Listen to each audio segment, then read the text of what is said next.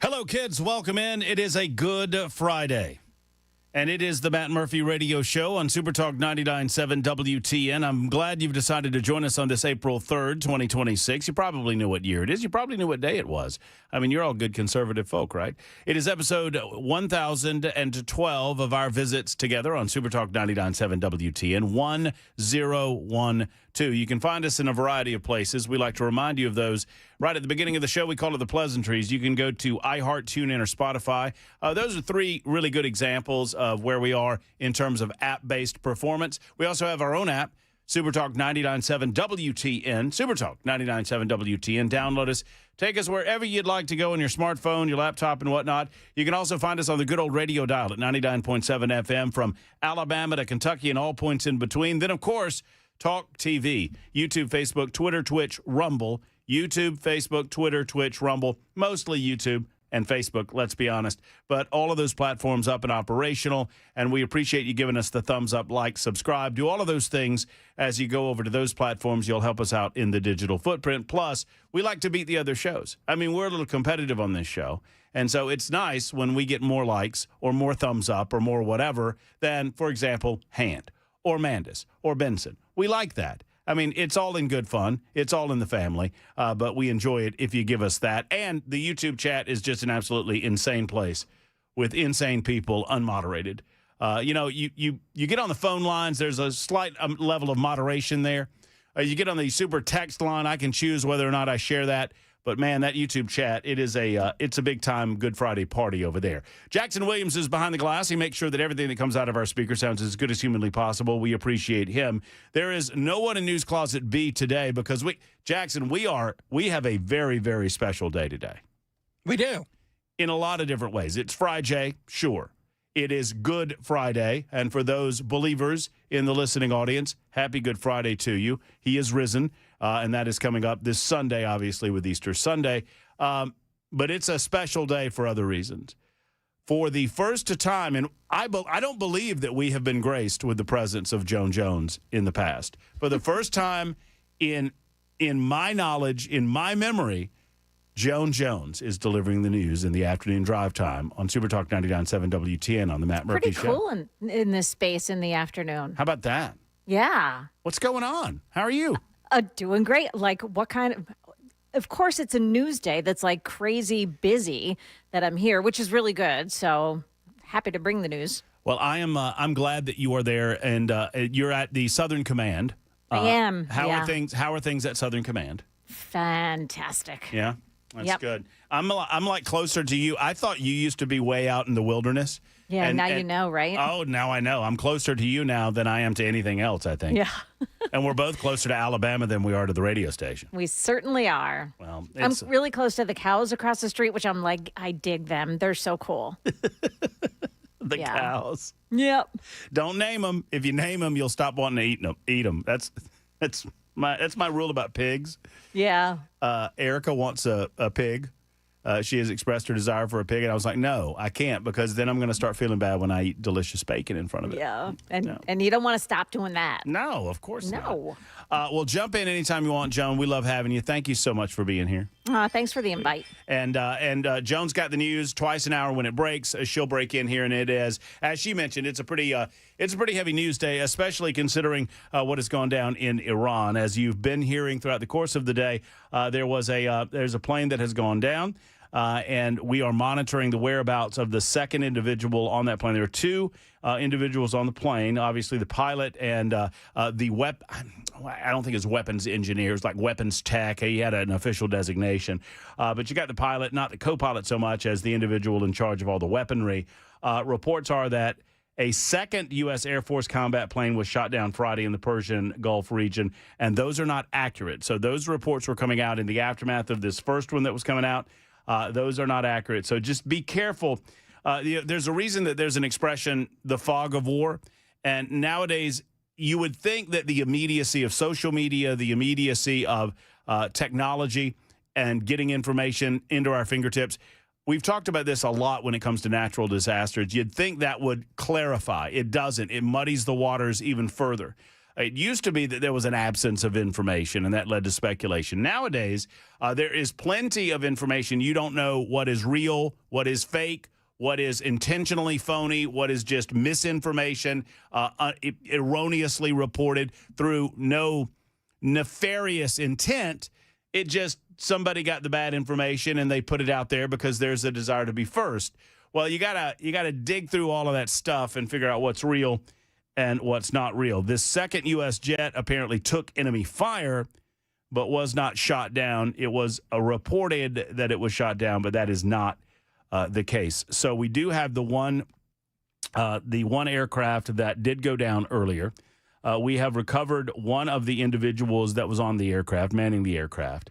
At least as far as I have seen, and by the way, I've been stuck, so I need to peel back the curtain here for just a second. We were talking to Joan about travel. She's at Southern Command. I left Southern Command just after 1, expecting to be here right around 2. Did not get here until about 2:51 because of two situations. One, there's a natural quag on 65 northbound at June Lake that is going to be alleviated. We reported it here publicly first on Super Talk 99.7 WTN. Scott Sapicki brought us this information yesterday live and first that TDOT, Tennessee Department of Transportation, has approved and authorized widening of 65 from Saturn Parkway to 840. And that is great news. That is great news for those that travel that corridor on a daily basis because for no reason, it seems, at June Lake Boulevard, everything goes to a halt. And for what seems to be no reason either on the northbound side, I can understand 840 quagging southbound because you're going from 3 lanes to 2 going southbound. But going northbound, the quag makes 0 sense because you're going from 2 lanes to 3. You would think, and eventually it alleviates, but it backs up before it does. It bottlenecks before it alleviates. So, I have a theory. what is your theory, young Jackson? People don't know how to drive. That is a good theory, friend. That is I mentioned that earlier. Yeah. The reason that traffic may be so bad on 24 is that people are nuts. Like, they're nuts. I've lived in the D.C. area, in Philadelphia. I'm talking, this makes me scared to travel on 24. Well, the frustration starts leading to emotional decision-making in the car. And I was talking to a buddy of mine, Mitch, who was doing some work at the house earlier this morning. And we were talking about driving, Joan. And we were specifically talking about left lane drivers. But more broadly, I get irrationally emotional when I'm driving a vehicle in a way. I mean, it's road rage. It's why they call it that. But folks that don't seem to understand the basic rules of the road, they're starting to impact drivers that know better. And what I mean is, like, these slow left lane drivers, nowadays I've noticed that people don't wait for the left lane drivers to get over. They just swoop to the right. So if I'm driving in the left lane and I'm like passing a vehicle in the right lane and I see a car coming up behind me pretty quickly, well, as soon as I get past this car that I'm passing, I'm going to get over to the right lane and let this other car pass me. Well, what I've noticed is starting to happen is before I have a chance to turn my blinker on and to get over to the right, that guy's already swooping me to the right. Yes, yes. And they've been taught to do that because there's so many people that won't move over and give them that left lane. I don't know. It's now around here, it seems pretty bad. I will agree with you. And watch these people, Joan, with Auburn insignia on their cars. They will hit you. They're crazy. They have no regard for other human life. It is Are they true. the ones that like bob in and out and just, like jumping 4 lanes to get back to? Oh my gosh, they're the ones that drive me crazy because you never know when they're going to jump in front of another car and cause an accident in front of you that you won't be able to miss. That's right. And suddenly you're caught up in it and you got nothing to do. So the Auburn, I have a theory, and most of you know that my wife is an Auburn fan. My wife did not attend Auburn University, but she wanted to. And she agrees with me on this front. We also had an Auburn alum that works at the radio station at our brother station, 104.5 The Zone, ram poor Belle Kay's car in the parking lot. I don't know if you know that, Jen. I hope it wasn't on purpose. No. Well, it was Dawn Davenport. It might have been. It might have been. Oh. You never know. It was Dawn. So, No, that couldn't be. But I have a long-standing policy that if I see any Auburn insignia on a vehicle anywhere near me, I get away from that vehicle because that person might know how to drive a tractor, but they don't know how to drive a car. So that's just my rule of thumb. So I'm sorry if y'all are in traffic. It is Good Friday, though. Joan, I hope you have good weekend plans for Easter, for the Easter holiday. Doing the Easter egg hunt and coloring eggs and stuff like that with the grands. So, of course, it's going to be fun. Yeah. Do you still do the old school coloring? Because I don't do the coloring anymore because we've not been blessed with kids. But I see these newfangled ways that the kids can color the eggs nowadays, and I'm just reminded. Remember the old little wire thing that you would get? Yes. And you'd have to put the egg in that, and you would have to dip it. And then because you didn't, it would fall off routinely. Oh, yes. So you get your fingers in there, and now you got the red and pink on your fingers. Mm-hmm. That's right. Yeah. Yes. It's just a lot of fun. I've got to go get a basket tonight, though, because I promised someone that they would have an Easter basket, and I don't want to wait till tomorrow. You know. That's kind of you. Well, grown people like Eastern baskets too. And by the way, just per the conversation that I heard earlier, all of you haters out there can go pound sand. I like Peeps. Thanks. So I'm the guy. Have you tried Dr. Pepper Peeps? I have not. Delicious. I have not. Are they? You put the Peep in Dr. Pepper? Nope, they make Dr. Pepper flavored Peeps. No. I tried them last year around this. Did you now? We had like a draft thing here at the station, and somebody brought the Dr. Pepper Peeps. Delicious. Solid. Really good. Mm-hmm. Like I say, somebody's eating them, right? I think I heard you guys talking about this earlier, John. Somebody's eating the Peeps. My theory is that they're just decoration. Because they're uneatable or inedible. Whatever way you want to say it. I said they're uneatable. I think they're. No, you just gotta hammer them down. It's just like taking a shot of moonshine. You just gotta power through it and just. It's a lot of sugar. Oh yeah, it is. I mean, you put a Peep in some alcohol and watch what happens to it. What happens? It disintegrates. Oh really? Yeah, it does. Do you have a Peep cocktail? Well, you could, I suppose. I wonder if that's a thing. So my father-in-law is now. You want to talk about weirdo? Yeah. If y'all listening think that eating Peeps is weird, Bob, he likes Peeps, but he wants to have the Peep sit out for a couple of weeks. I'm not making this up. I promise. Oh, and make it so hard. that it's crunchy. Yeah. Yeah. So that it has a hard, crusty, crunchy exterior. He likes a stale Peep. A stale Peep. A stale Peep is what Bob prefers. And so there is. Go ahead, Joan. I was going to tell you there is such a thing as a Peeps martini. Oh, really? Yeah. See, there you go. Yeah. That might be on the menu for Murphy They use the tonight. sugar from the Peep to line the glass with. Yeah, they so do. it's like purple sugar. Yeah, they do. And put a little Peep head on the top. Yeah, pretty much. Which makes it a little macabre. I love everything about it. I don't mind Peeps. I don't seek them out. But yeah, when we buy Peeps for Bob, E and I, we will. And this happens. Erica, when she gets them home, she will go ahead and cut a slit into the package, so that they can begin the process of going bad, I guess, or going stale, because she knows that's the way her dad likes them. She's a good daughter. All right, we got more serious matters to discuss. I mean, obviously, this plane going down. Look, I have expressed my concerns, and they are just to my concerns with what we are doing in Iran. I support the President of the United States of America. I've voted for him 6 times. I voted for Donald J. Trump 6 times, and I support him and will give him the benefit of the doubt when it comes to the information that he had at his fingertips, recognizing that he believed that Iran was making maneuvers that were going to threaten the United States of America or threaten our allies in Israel, or generally speaking, further destabilize the Middle East in a way that's going to terrorize other nations and kill innocent Americans and innocent human beings. And so the decision was made. Was it a decision that I would have made? No, but I don't have the information that he has, and I'm not the president of the United States either, and neither are you.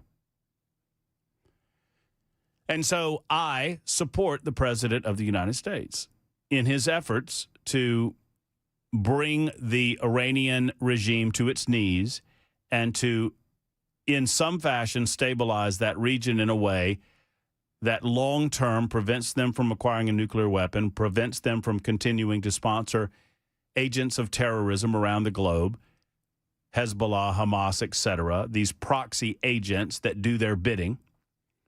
All of those are good things. But from the beginning, as we talk about no boots on the ground, I've expressed that I don't understand how all of this works. I feel like I have a good basic understanding of Middle Eastern politics. I have a basic understanding of how our modern warfare has gone. And I don't see how this ends well if you don't put boots on the ground. And I don't see how it ends well if you do.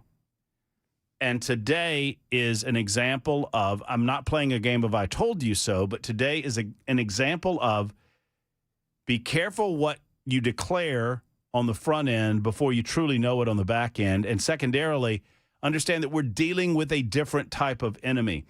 This is an enemy. Iran does not care how much infrastructure you destroy. Iran believes that they have Allah on their side, and Iran believes that they can outweight us. And if we've already declared that we're not going to play the long game, we've already told them that we're not playing the long game, then they know they can play the long game and win.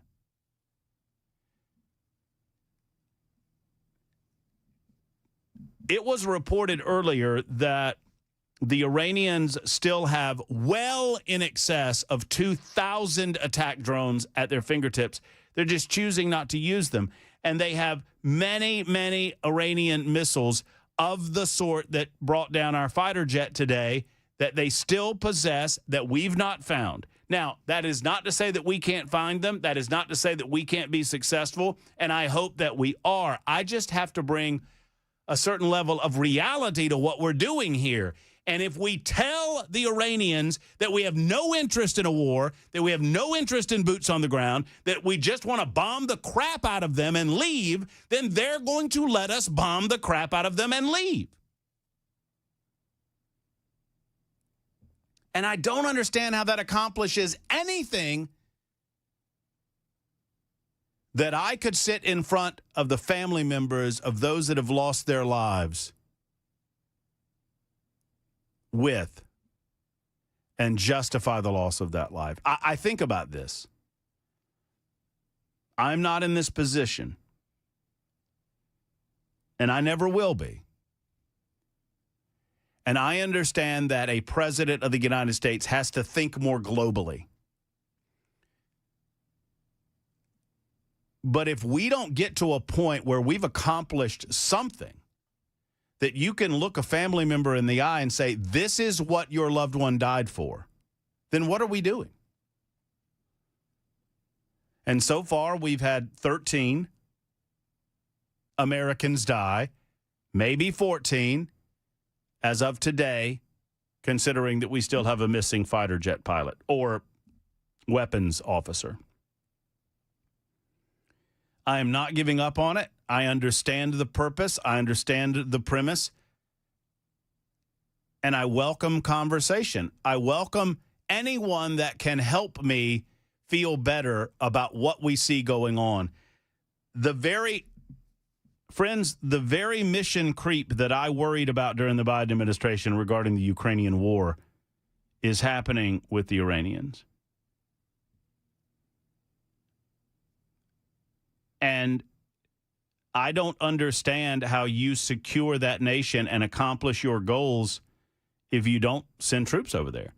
And that's fine. I'm willing to have that conversation, but the president of the United States has been steadfast in his belief and his public statements, his forward statements that we're not going to do that we're not going to have long-term bases over there. Well, then how are we stabilizing that region? And what are we accomplishing? Well, we can get them further from a nuke, and that is something that is laudable. But unless we get moderate leadership over there, we're not seeing any long-term stability in the Middle East. I remain concerned. I love this country very, very much. And I want our American soldiers to be safe. And I believe in our commander-in-chief, but I am concerned. It's 20 on this Good Friday. It's 26 after the hour. I'm also very late. Super Talk 99.7 WTN.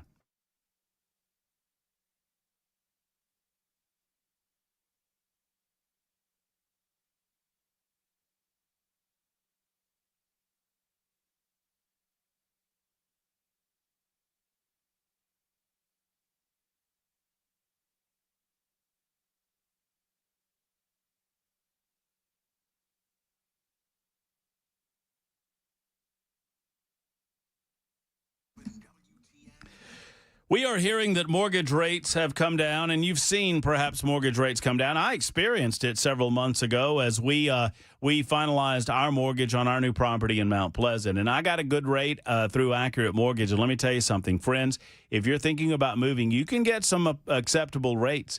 They've come down from their highs, and now is the time because we've hit a kind of a honey spot where housing prices have gone down. Interest rates are now sliding down as well, and so you get that honey hole and you can get a good deal. And obviously, you marry the mortgage, you date the interest rate anyway. Secondarily, if you're thinking about refinancing because you've got high interest credit card debt or higher interest debt, generally speaking, you can do that right now at Accurate Mortgage and get a great deal on that too. If you're thinking of building onto your home, a home construction loan is possible as well. Here's the wonderful thing. Accurate Mortgage, you're not just a number. They're never going to advise you to do anything that doesn't make sense for you financially. Listen, friends, when the time comes, and I hope it comes soon, it's time to call Accurate Mortgage. You begin that journey on their website, AccurateMTG.com, AccurateMTG.com. Accurate Mortgage, NMLS 129944, rates and terms subject to change, equal housing lender.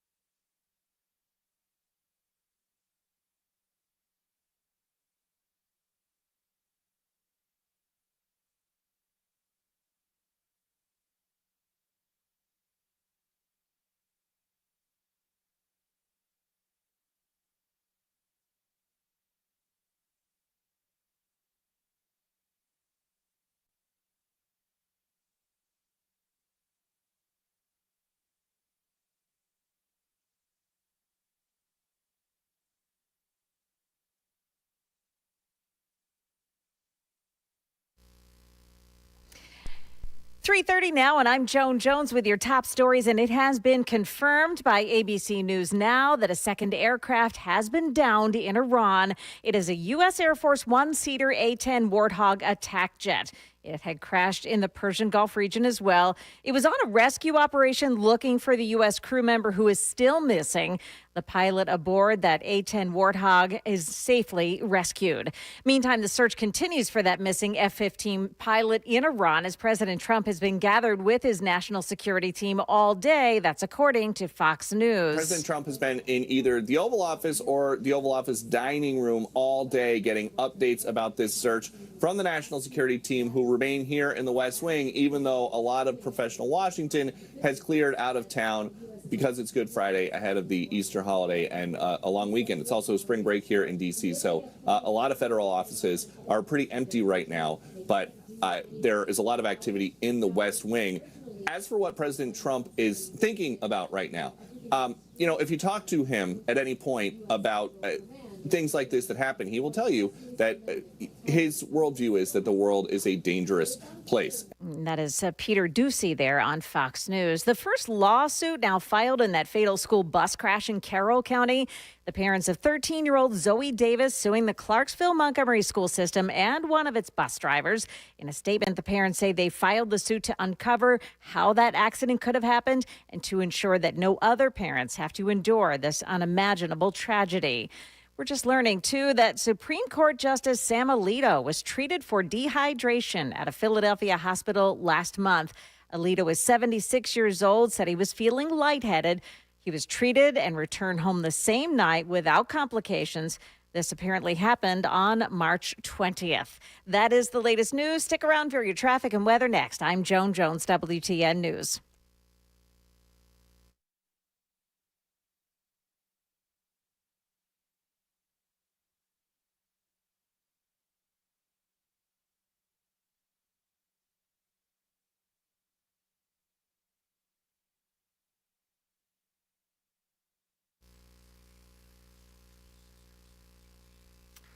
Well, holy cow, 65 northbound at Concord Road, exit 71. There is police activity. They've got the right lane blocked off by it. Also, keep in mind that TDOT is on the scene of that accident this morning. Again, it's 65 north, right at Concord Road. It looks like the right lane is blocked off and traffic is just not moving in that spot. 24 east at East Bank, Shelby Avenue. You've got an accident involving injuries. The left shoulder is blocked off on 65 northbound at Old Hickory Boulevard. That's a different spot. Also, a disabled vehicle on I-440 westbound near I-40 in West End. Traffic every 10 minutes every afternoon on Super Talk 99.7 WTN.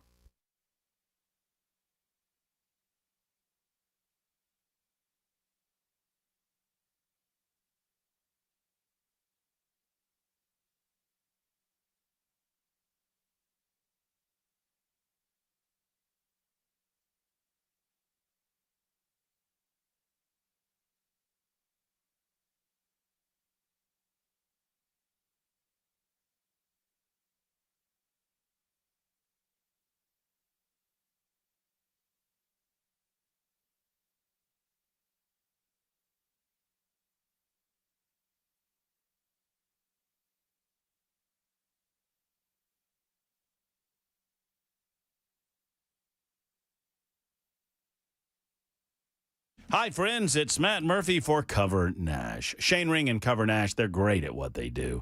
Now, what do they do? Well, they shop. You call Shane if you're dissatisfied for whatever reason with your health insurance, or maybe you don't have health insurance right now and you need to get it. Or maybe perhaps you're self-employed and you don't know what to do. Or maybe you are uninsured right now. Or maybe you're dissatisfied with the current amount that you're paying. Or maybe you're fine with the amount that you're paying, but you recognize that your coverage is garbage if anything ever goes wrong. Shane will sit down with you and figure out all of those circumstances that we're dealing with. And then he has the ability to shop every single health insurance program and plan in the marketplace that you're available for. And he will find the right one for you. And he understands the industry more than anyone that I've ever sat down and talked with. That's why I recommend Shane Ring and Cover Nash. He works for you, not for any individual health insurance company. And he helps you avoid being managed by the government, which is the worst possible scenario, in my opinion. So go to CoverDash.com. That's CoverDash.com to find out more. Better yet, give him a call and schedule that appointment. There's no obligation. Sit down with Shane and his team. 615-465-0023. 465-0023 for Cover Dash.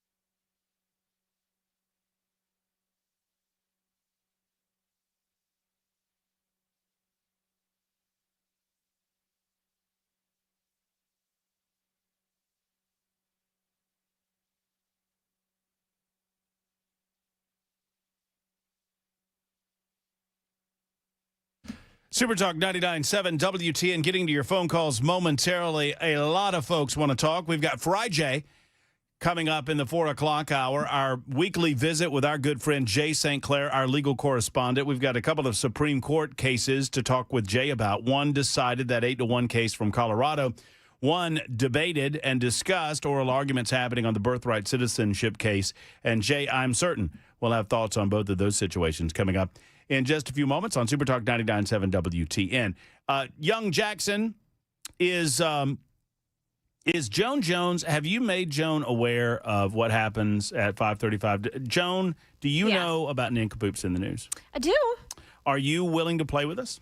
I am actually prepared with a story. All right. Woo! Yeah, baby. All right. Hey, Joan.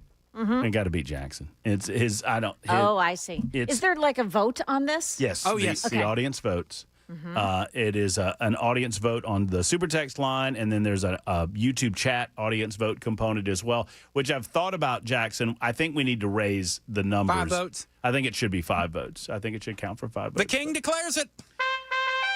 So, Joan, see, you probably don't know. What's happening here is Jackson's won a good bit lately, Oh, I see. and he has declared himself king of the nincompoops. Is that why there's that trophy and the crown thing? Yeah. Oh, I see. Yeah. That would be my crown. I need a scepter. I got your scepter, buddy. That's Philly Joan coming out of me. Sorry. I got your scepter right over Right here. here. Right over here, pally pal. All right, so Joan's all in on nincompoops. I'm excited about that. Super Talk 98.7 WTN. That's coming up at 5:38 or so. Right now it's time for Mike in Mount Pleasant. Mike's been holding for a minute. Hey, Mike, how are you? I'm doing great, sir. How are you? I'm fabulous, Mike. Happy Good Friday to you. Yes, sir, to you. I got a question. Why do we call it Good Friday?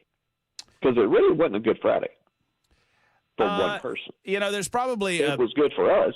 well, I mean, I think that's why we call it Good Friday, right? Because it was this Friday that necessitated the salvation of all of us for eternal life. Yes, sir. So I think that's why. But you're right. I mean, it was. Yeah, I get it. Now, with Saturn and all and 65 and everything, what was really bad was whenever they announced GM was going to come to Spring Hill. They wanted to widen 31, and the city of Spring Hill said no. Leave it as 2 lanes. That's all we need. I think they're doing it now, though. I think there's a plan in place that they're going to start that in 2027, if I'm not mistaken. I think Sapicki said that yesterday. Yes, sir, he did. But I was just sitting there saying they should have done it whenever they announced that. Yeah, they should have. Some of the relief thing. But the other thing is well, and I'm not speaking specific to Spring Hill, but what a lot of these communities try to do, Mike, they try to have it both ways, where they do not control the growth through their votes in their local county commissions or their local city councils with regard to what they allow to happen with development and neighborhoods and these huge, 200 home developments or whatever. They allow those things to happen on one side, and then they try to manage growth by managing traffic flow on the other side. And it's like you can't do one and not the other, because you're just going to piss people off and have a quag. Yes, and you keep announcing how great Mount Pleasant is on the radio. I know. I should stop, shouldn't I? Can you keep our little town a secret? All right, I'm going to start calling it. Please? I'm going to start calling it Mount Misery and talk about how awful it is. Venezuela.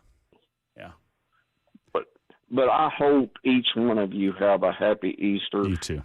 a safe one, You too. and pray for our country.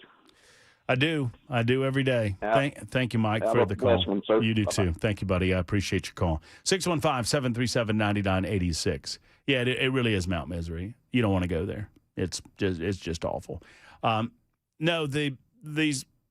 And look, I understand that it's a delicate balancing act when it comes to somewhere like Spring Hill, especially, where you see the growth, you want to promote that sort of thing. At the same time, you want to try to manage it and it gets out of control before you know it. What I don't understand, I'll use Mount Juliet as an example. Mount Juliet, 171 or South Mount Juliet Road, I don't know that there's a conversation about expanding that road. That road is an absolute quag, and I see development after development after development going up there. I did at least before we left. And I'm like, where are all these people going to go? Where are all these automobiles going to go? Once all of these houses get built and have for sale signs, what happens then? You know, I'm just a simple guy. I'm no civil engineer, but I don't get it. Jeff wants to talk about Donald Trump. Let's do it, Jeff. What's on your mind? Well, first, I want to talk to you for what I want to say. I don't know if you heard about I listened to your show before you came on, and they were talking about the Rutherford County Library director got fired, James. Yeah, we talked about that a couple of days ago. Yeah, they talked about it today too. The guys before you said that if they wanted to burn the books, that they would be all against that.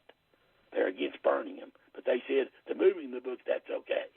It's okay to move them, but burning them, we can't have that.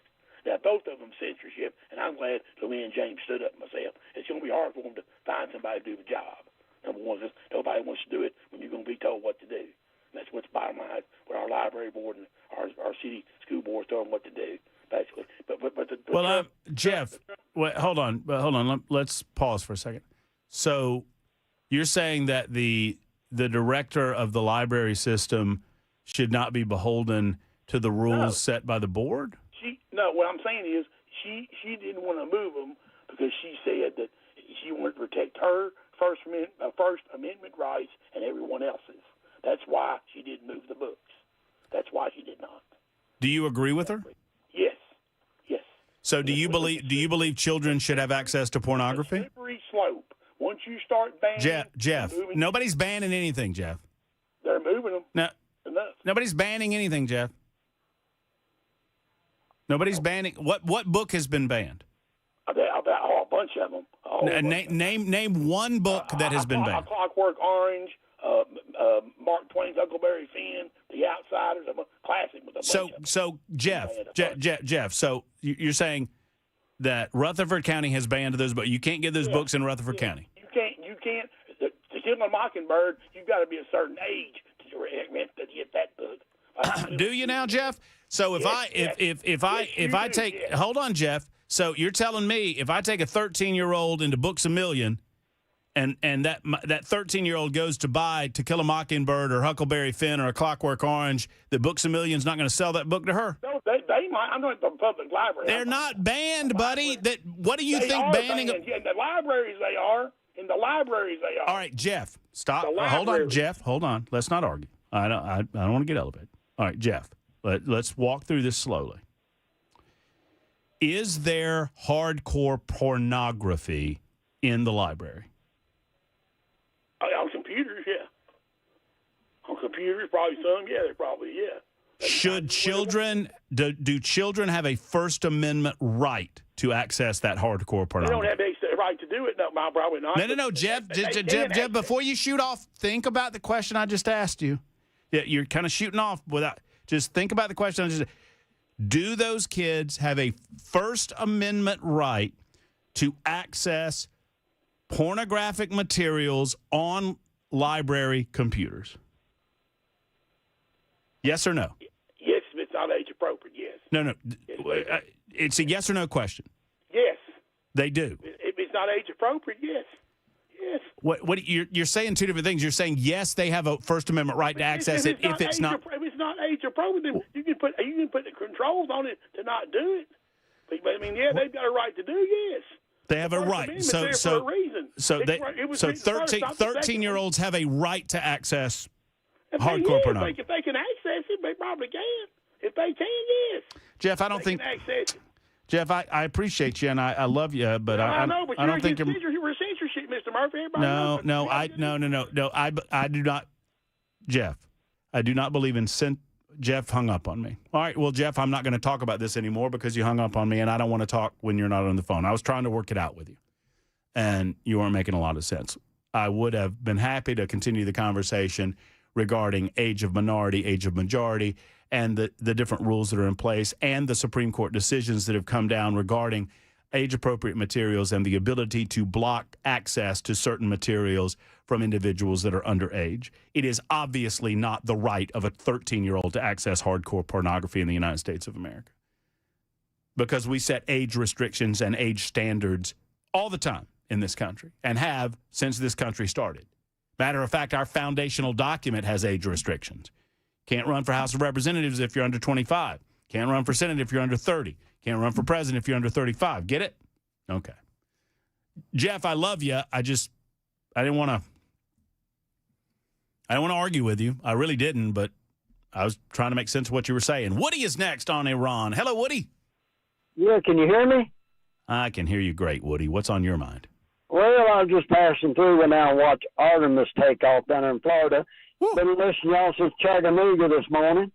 Woody, But, let me tell you, you watched the launch? Yeah. Holy moly, Woody, talk to me. How was that? I bet it was incredible. Well, Artemis was a lot of people from England that was there. Boys, let me tell you, everybody, we put everything to the side and we all cheered. You know. I bet you did. I bet it was something to watch. Yeah, it almost didn't go off. I went over and looked at it. I said, well, pull the spark plug out. Let's look at it. Yep, that's your problem right there. Put it back in. Turn it over, Joe. And that sucker took off. But what I want, you know how us Kentucky boys are, you know. Yeah, but don't use no of that Kroger fuel.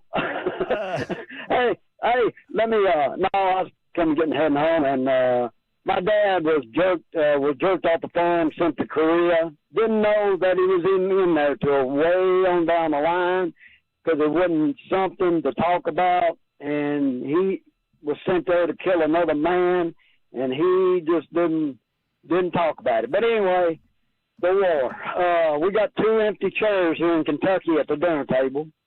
There was got killed last couple weeks ago. And I tell you guys, if Iran got a nuclear bomb, if we stay out of their backyard, they won't use it. That's the deal. Stay out of the backyard, because Korea's got it, Russia's got it, China's got it. But let me tell you, all these people that love this, what's going on, and he's protecting America, I want you to take your daughter and your son down to recruiting office. Now, don't be like Vietnam when the rich kids got out of it, because I remember Vietnam. Yes, sir. I don't, but I know a lot of people that do. Well, it's 59,000, and it was a sad time. Mom tried to shelter us from it. Well, I thank God, Woody, every single day that we live in a country where we do not require conscripted service any longer. That ours is voluntary military at this point, and I thank God that I thank God that my nephew chose to serve, and I pray every day for his safety, and I pray that he will not be in a needless conflict that might put him in harm's way. Well, I'm about to tell you, none of my relatives, a lot of them's in the grave now, but ones I got, they're not gone. We already paid our dues because our government lies too much to us. I'm not sending some kid over for what? And if you send 1,000 boots on the ground over there, you can't do it. You're going to need 500,000 to do it right. Because we're done in it now, and Trump's not going to back out because it's going to make him look bad. So you're in it. Send 500,000 over, and hope they don't kill too many. I mean, it just the way. But you can't send 1,000 in there. You just can't do it. You know, I hate it. Hey, let me ask you one more thing. Yeah, real quick. I was in Winchester. Went on try to get out of there, just a little town, and I come up on an Air Force base. What's the deal out there in the country? Yeah. Arnold Air Force Base? Yeah. That's it. Yeah. I was shocked. Yeah. Y'all in good shape. You got Kid Rock and with our helicopters flying them. Y'all in good shape. Y'all safe. We got Fort Knox. We ain't doing it no more up there. We're teaching people how to hand out water bottles. Yeah, there's not any gold up there anymore, Woody. Everybody knows that. I've been up there, son. I know. Right. I knew a student that went in there and helped them stack it back when they done it. You know, you've inspired me. You've inspired me, Woody, and I want you to have safe travels on your way back to Yes, Kentucky. sir. And thank you for calling in. I do appreciate it so very much. You've inspired me because I've been by Arnold Air Force Base on numerous occasions. I drive by it when we do our shows at Timms Ford Lake, and we're doing one on the 24th of this month. I'm very excited about that. Jackson may or may not be down there with us. No, you're off that day. That's Take right. it off. That's right. You will not enjoy the pleasure of Timms Ford Lake. I will be enjoying lovely Canton, Ohio. That's fortunate, but also unfortunate. Maybe next time. But I drive by Arnold Air Force Base every time I go to Timms Ford Lake, and I've never researched why exactly or how exactly Arnold got where it was in Middle Tennessee. I might do that. 54 after the hour. Super Talk 99.7 WTN. More of your calls as we have time coming up.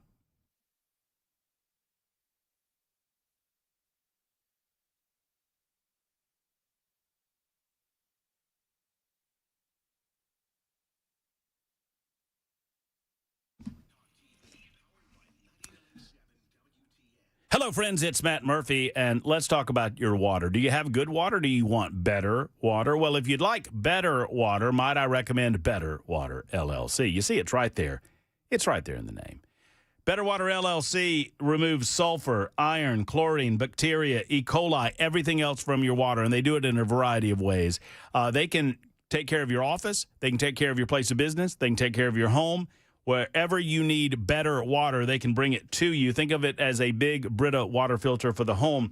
They have reverse osmosis, water softeners, specialized filters, UV lights, you name it, they've got it at Better Water LLC. They're based right out of Smyrna, so they're local. I love that about them. They've been around for 55 years, so you know they know what they're doing. And frankly, I know what they know what they're doing because they installed an under-the-sink filtration system in my home. Could not be happier with it. That branch is just fine when it comes out of the Better Water filter. Better Water LLC, give them a call today at 615-355-6063 or online at betterwater.com.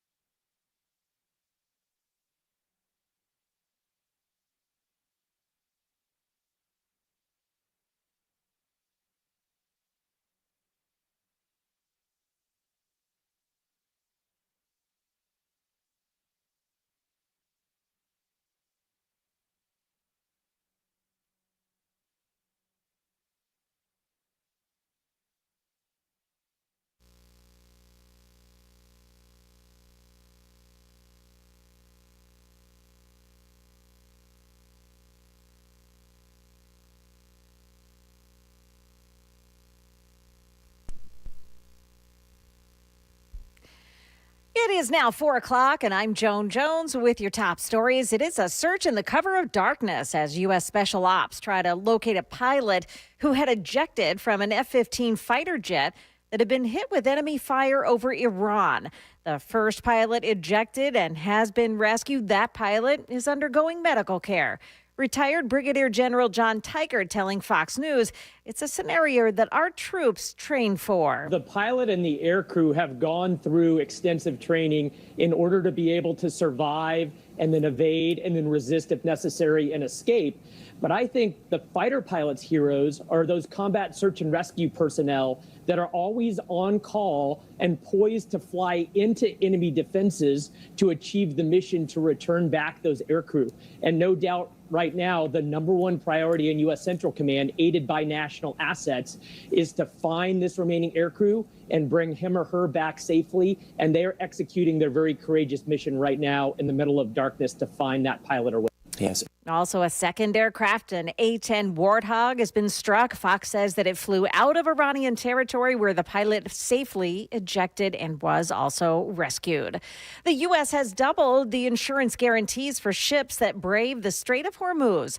The Wall Street Journal reporting that losses up to $40 billion for tankers will be covered. Berkshire Hathaway and Liberty Mutual are among the 6 new insurers with which the federal government is partnering to provide maritime reinsurance for those ships. Amazon shopping is about to get more expensive. The shopping giant make that is slapping a 3.5% fuel and logistics surcharge onto third-party sellers starting in early May. Amazon says it's temporary and needed due to the spike in fuel prices since the conflict in Iran began. UPS and FedEx also increasing their fuel surcharges. It is 8% for the U.S. Postal Service.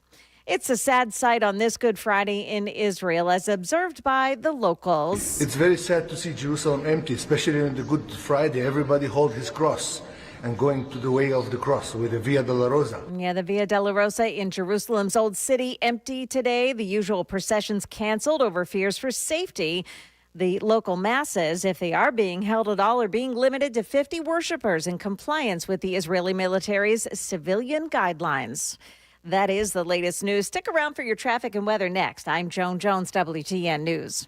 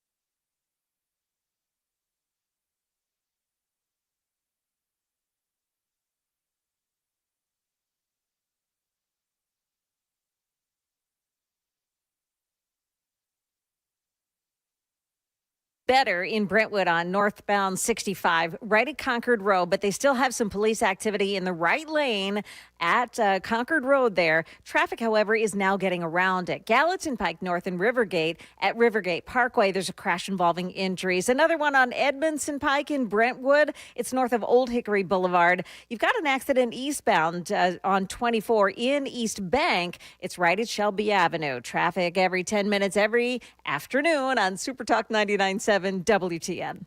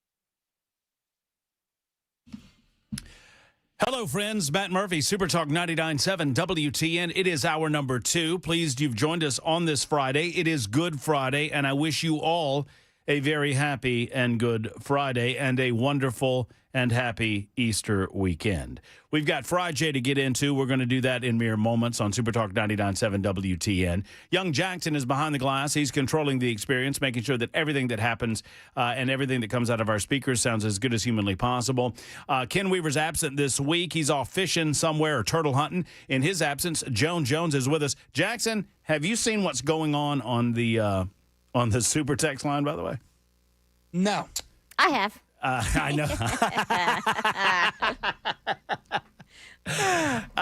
Jackson Joan is already getting a lot of votes for Ninkham. I'm sorry, Jackson. I mean, a lot of them. It's okay. It's an exhibition week. Jackson keeps saying it's an exhibition week because Ken's not here, Joan. But whatever. I mean, you'll take the victory, right? You'll be one for one. I will wear the crown on Monday morning proudly. Proudly. You don't mind, right, Jackson? As long as it's back by 3. Jackson takes this very, very seriously. So seriously. I just love the fact that everybody's already voting for Joan. It makes no difference what story we do. Joan is going to win today, and I think we're pretty aware of that. All right, we got FriJay coming up. Before we do that, though, Tony is so Tony has written me. By now, you guys know that I live in Mount Pleasant, and obviously I've talked freely about living in Mount Pleasant.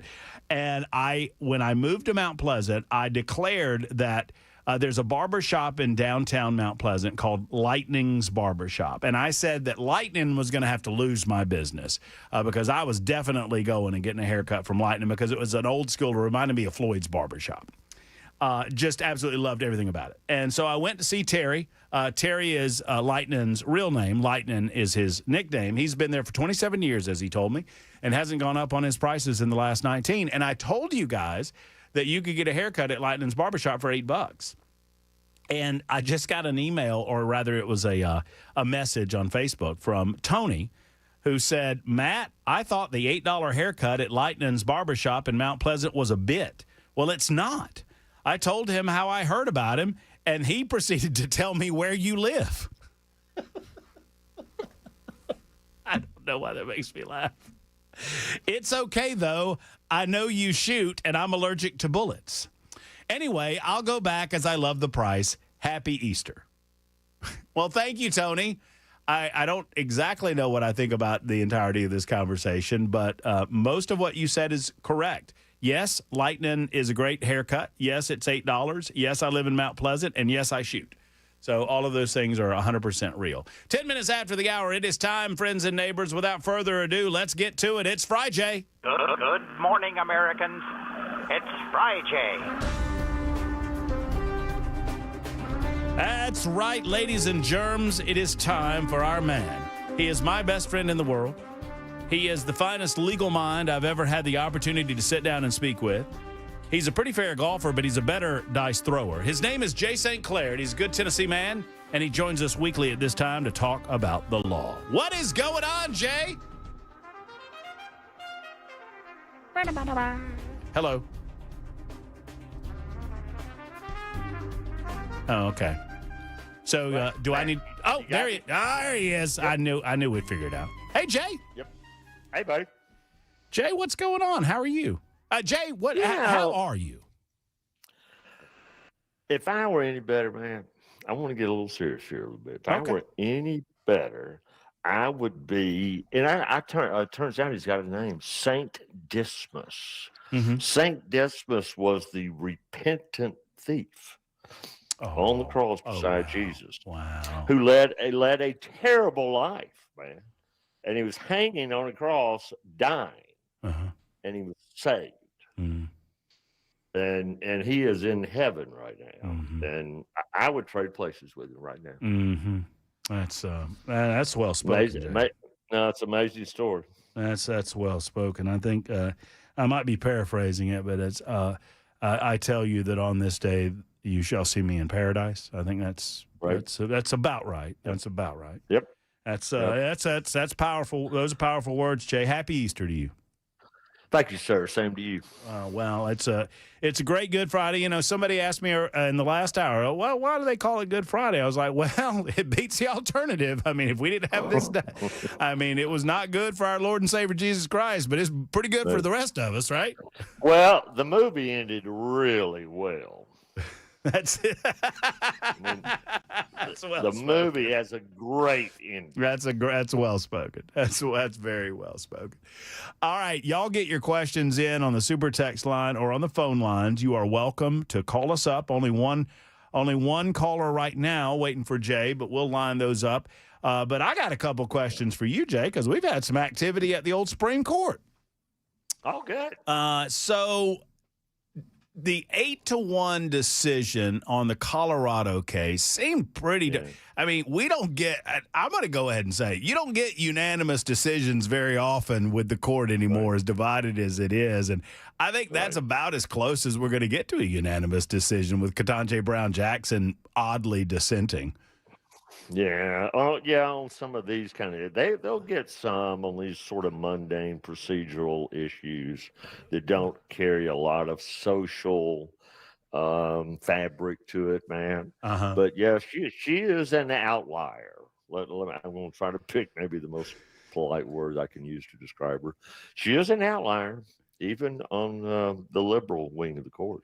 Well, it is an interesting dynamic when neither of the two other more, let's just say, left of center justices, when they go along with the majority and when she doesn't, I took quite a bit of pleasure reading her dissent. It was interesting. I mean, to say the least. But yeah, I mean, it was almost a cut and dry that, you know, and for me, it wasn't about conversion therapy. It wasn't about whether or not this stuff works, or whether or not it's advisable. And I think that's what the court kind of spoke to as well. It's a matter of the freedom that people have to make bad decisions, even if they.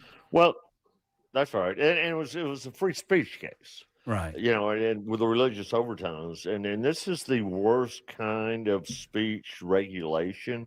It's viewpoint regulation. Let me tell you an example. Let's say the Tennessee legislature passed a law that said that no students can discuss college football while they're at school. It's disruptive to school. And so we're going to make that against the law for students to do that. Mm-hmm. Well, you know, that might hold muster. Mm-hmm.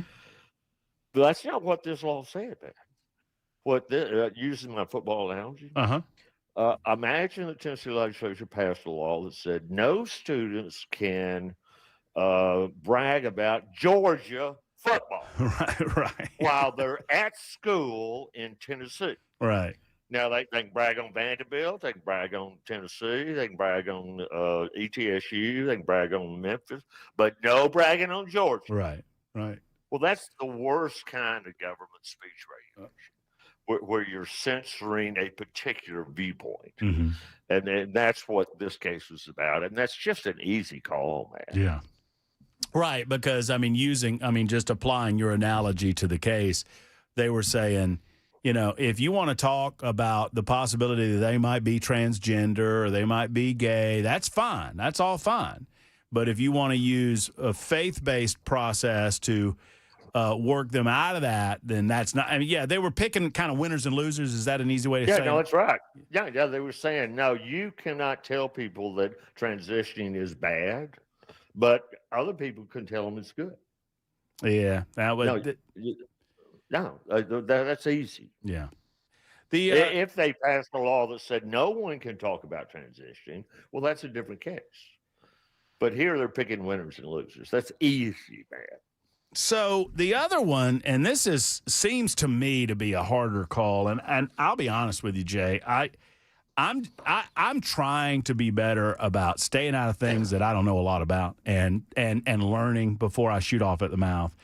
And I know that that's going to come to as a surprise to most of our listening audience. But I've done some reading on the birthright citizenship situation and all of that, and very smart people are commenting on it on both sides of this issue. Right. And I'm very intrigued about how the court's going to decide. But I'll tell you this: I learned from a very, very wise man.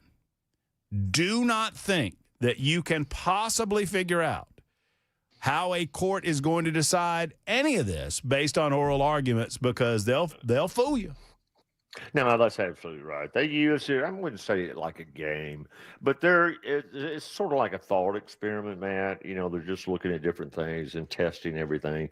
The case I had that went to the Supreme Court, I walked out of there saying, well, we're going to win 7-2. And Ginsburg is going to vote for us.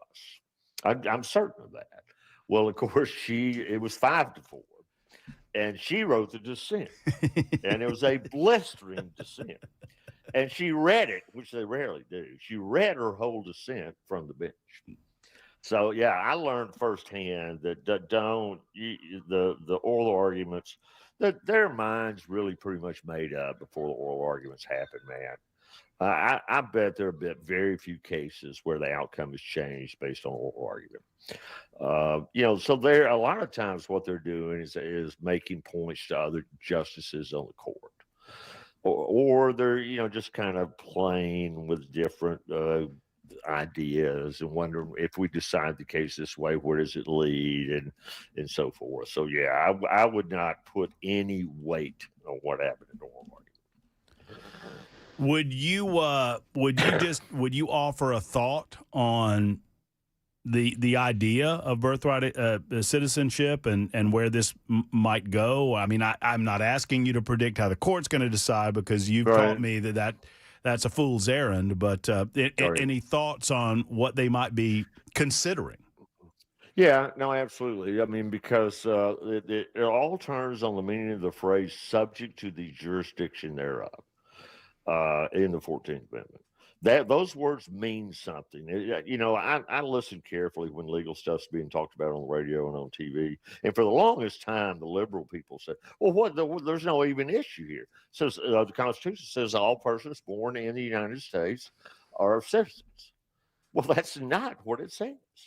If it said that, it'd be easy. Right. But that's not what it says, man. It says all persons born in the United States and subject to the jurisdiction thereof are citizens. So what does that phrase mean? That's an odd phrase, man.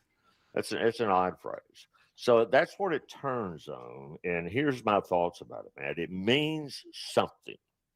This court will not read that clause out of the Constitution, which means that some people born in the United States do not automatically become citizens. Some people are excluded by that language. And I think everybody would agree to that. The clearest example is, let's say the ambassador for Iran is living in Washington, D.C., and his wife has a baby. Well, is that baby a U.S. citizen? I don't think anybody would say that it is. Right. Because that ambassador holds his allegiance to Iran. I mean, he's a governmental official for Iran. He doesn't have anything to do with the United States. So that phrase means something, man. So what they're going to have to do in this case is decide where is the line, who is excluded from that. And the argument that the administration is making, it is a clever argument, is they're saying, well, at least one of the parents must have a permanent connection with the United States. Either if one of the parents is a citizen of the United States, then the child is a citizen of the United States. If one of the parents is a lawful, a permanent resident and maintains a domicile here, is living here, plans to live here, is not going to go back to their home country, then that satisfies the test. But if neither parent has some lawful connection to the United States, then they are not subject to the jurisdiction thereof. And it's going to be a close call, man. I predict this will be a 5-4 decision. Okay. It's going to be a close call. I think I think it rests on. I mean, well, I don't. Once again, I'm talking to the guy that's taught me the rule that do not listen to these people when you try to consider whether or not they're going to vote a certain way. Because I almost broke the rule. I almost said, well, I think we've lost Roberts, and I think it rests with Amy Coney Barrett. But you know what? If it's a 5-4 decision, I think it's between those two as to which way it flops. As it sometimes often is with this court. So, 22 after the hour, Jay's with us. We've got Red and Kevin and Joe on the line, and a lot of questions coming in on the Super Talk text line. We'd love to hear from you on this FriJay on Super Talk 99.7 WTN.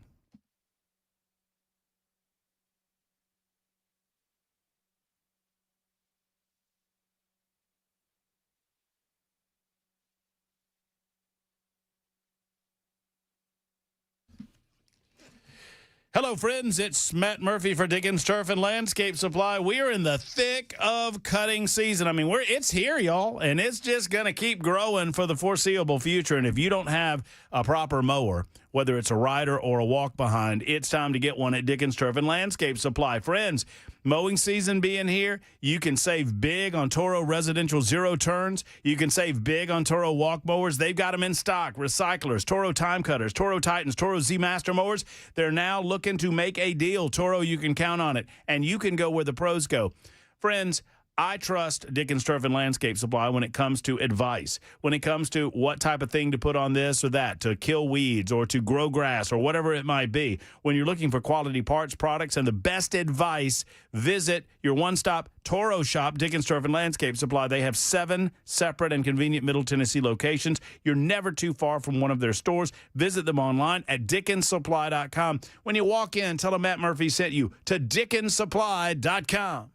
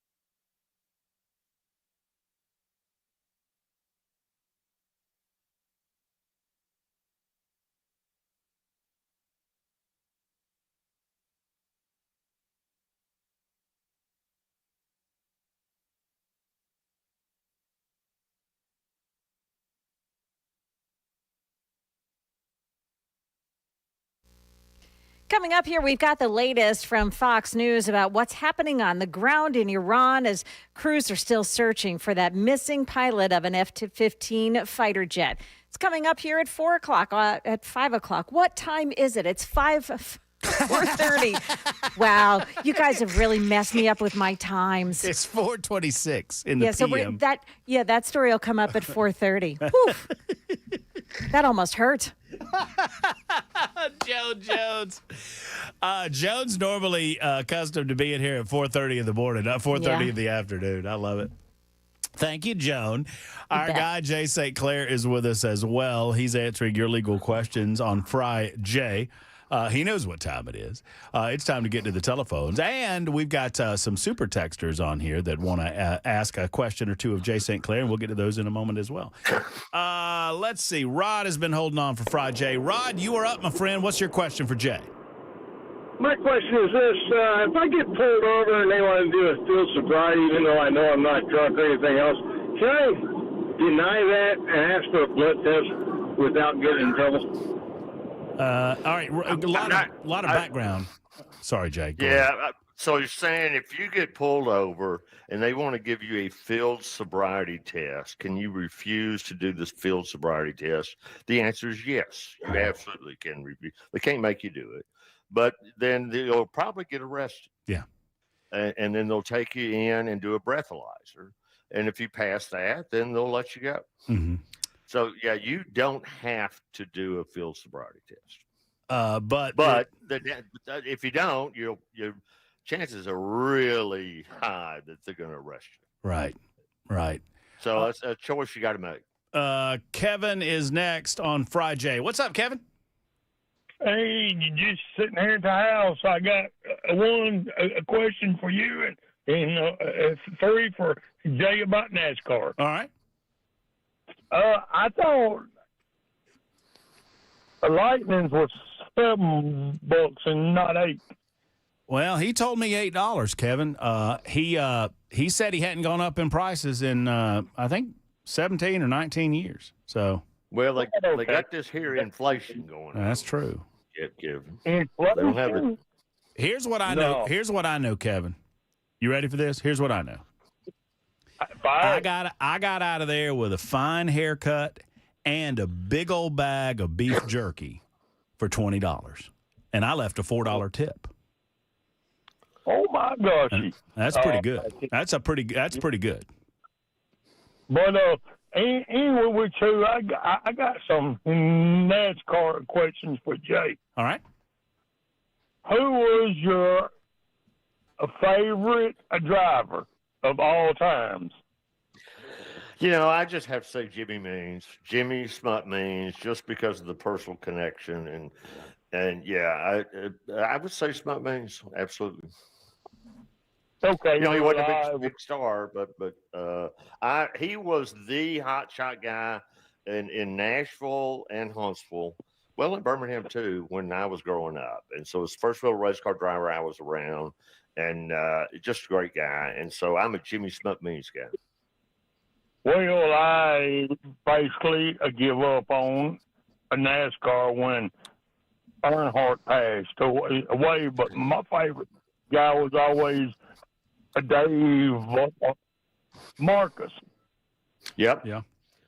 Well, I love Davey Allison. I mean, there's a lot of them I love, Kevin, but when Earnhardt passed, NASCAR lost a lot of fans. Kevin, I think Jay, am I remembering this right? That Dave Marcus drove a race in dress shoes one time. Is that? Am I? Well, no, he didn't do it one time. That's what he did. He wore. Did he really? No, it was brilliant, man, because he wore dress wingtip shoes. Because they had a real thick leather sole. And it would keep his feet from getting hot. Wow. It was before the modern equipment. And no, every race he would wear. You can look it up. They were wingtips, dress wingtips with that real thick, hard leather sole. Kevin, we gotta get the final question in on the other side because I've got news to do right now, and we'll get to Joe and Donna and Rob. But I'm so glad that Kevin brought up NASCAR, and I bet Jay St. Clair knows why. Because finally, my driver won a race last week. It's 31 after the hour on Super Talk 99.7 WTN.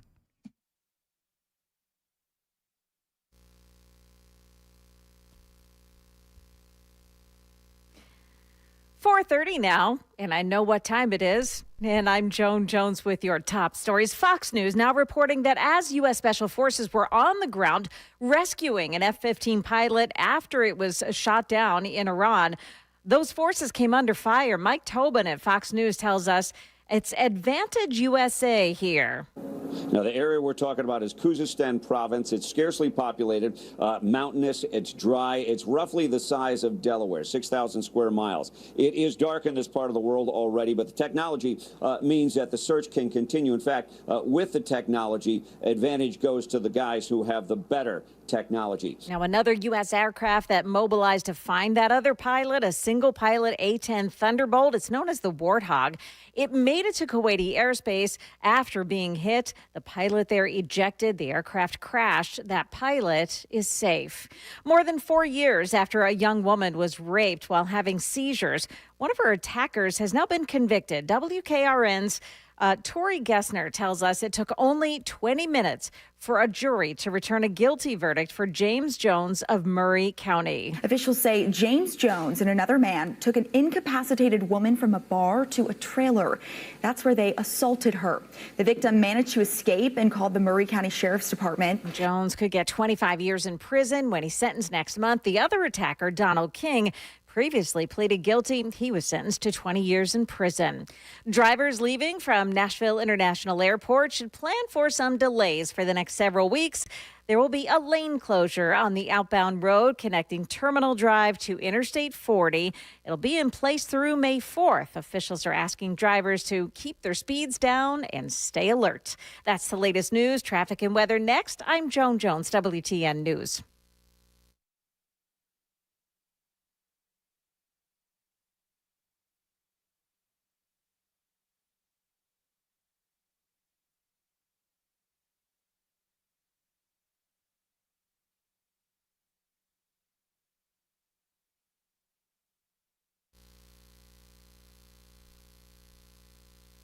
Okay, so you have a crash this afternoon in Brentwood. It's on Edmondson Pike, north of Old Hickory Boulevard.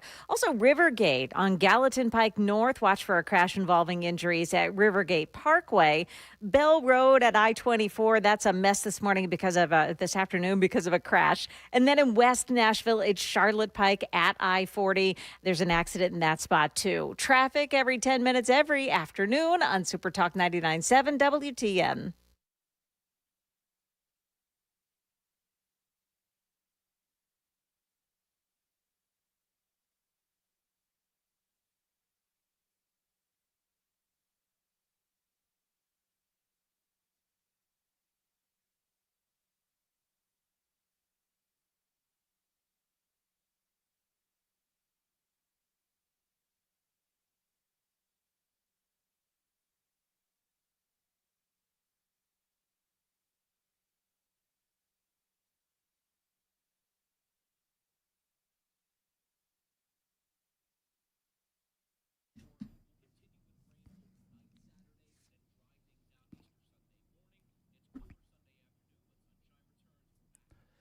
United Structural Systems is not just another repair company. They are your local foundation and waterproofing experts.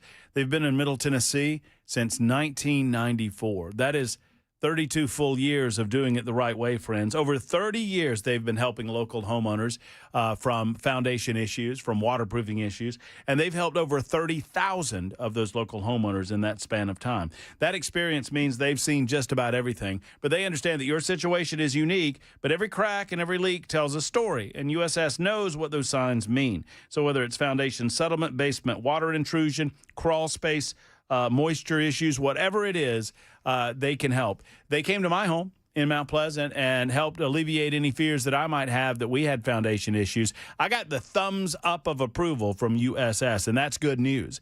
You'll love it when you get that news. So if it's just a matter of peace of mind or if you're worried that you might have an issue, it's time to give USS a call. You start that journey at USSTN.com. That's the website, USSTN.com. Problem solvers, experienced, local. They are USS.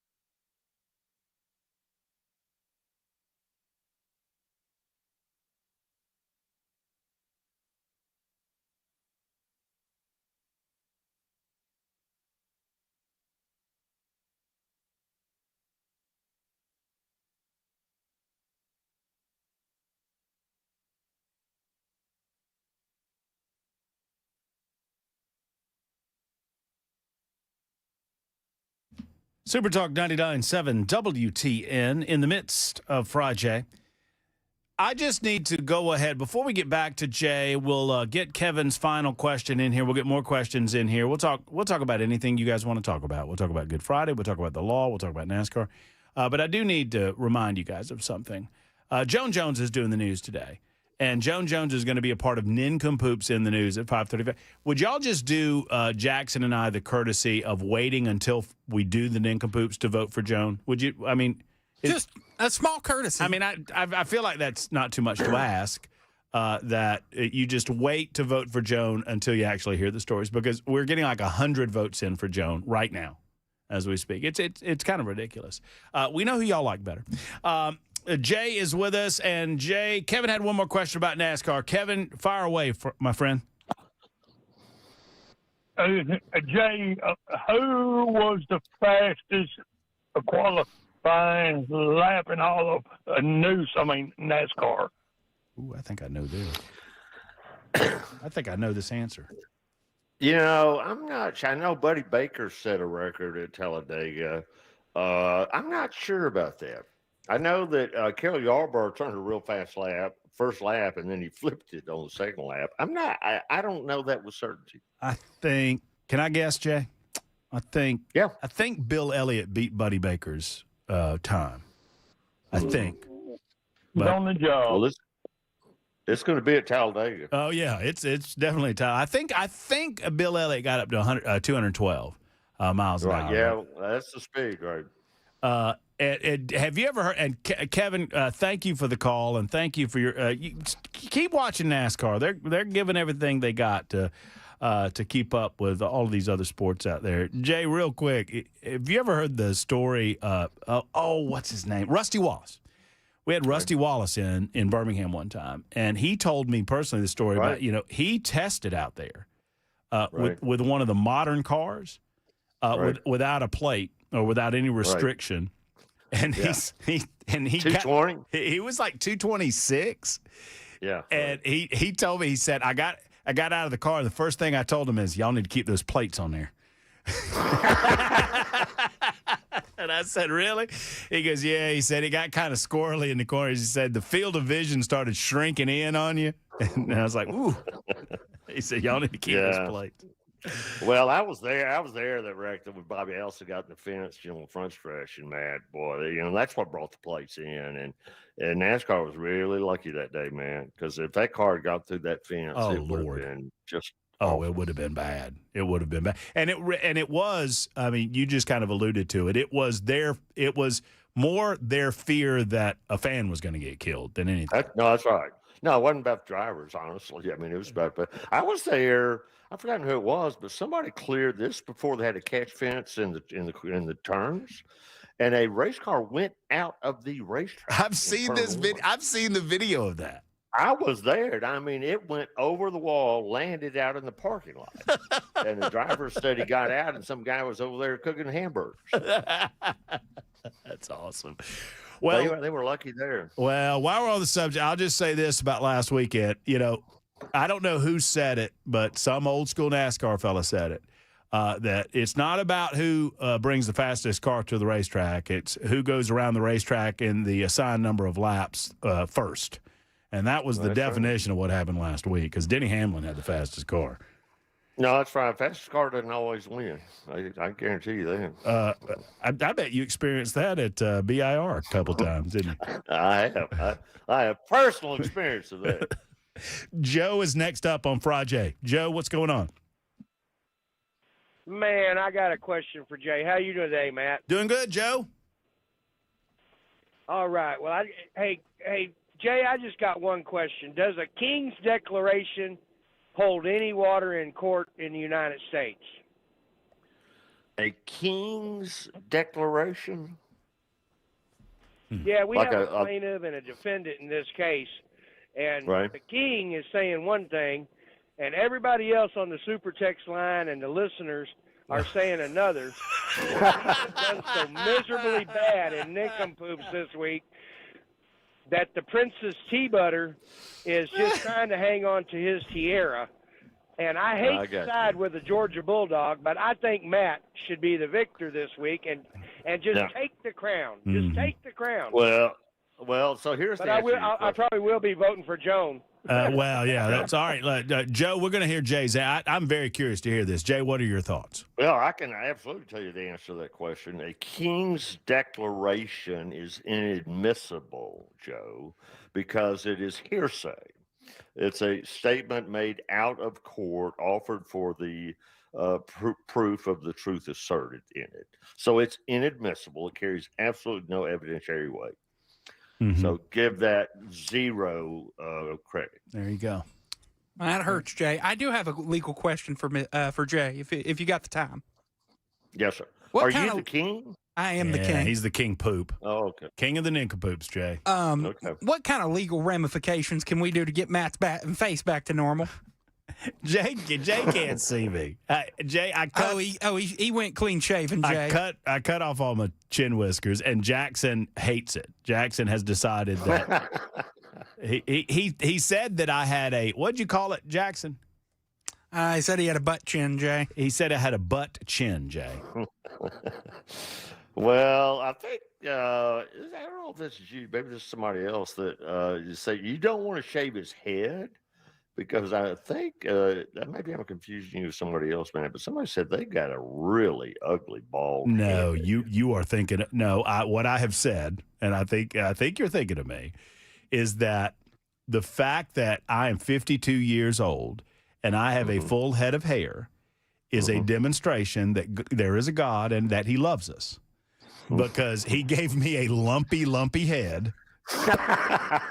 But He decided to let me keep my hair so nobody has to look at it. So, so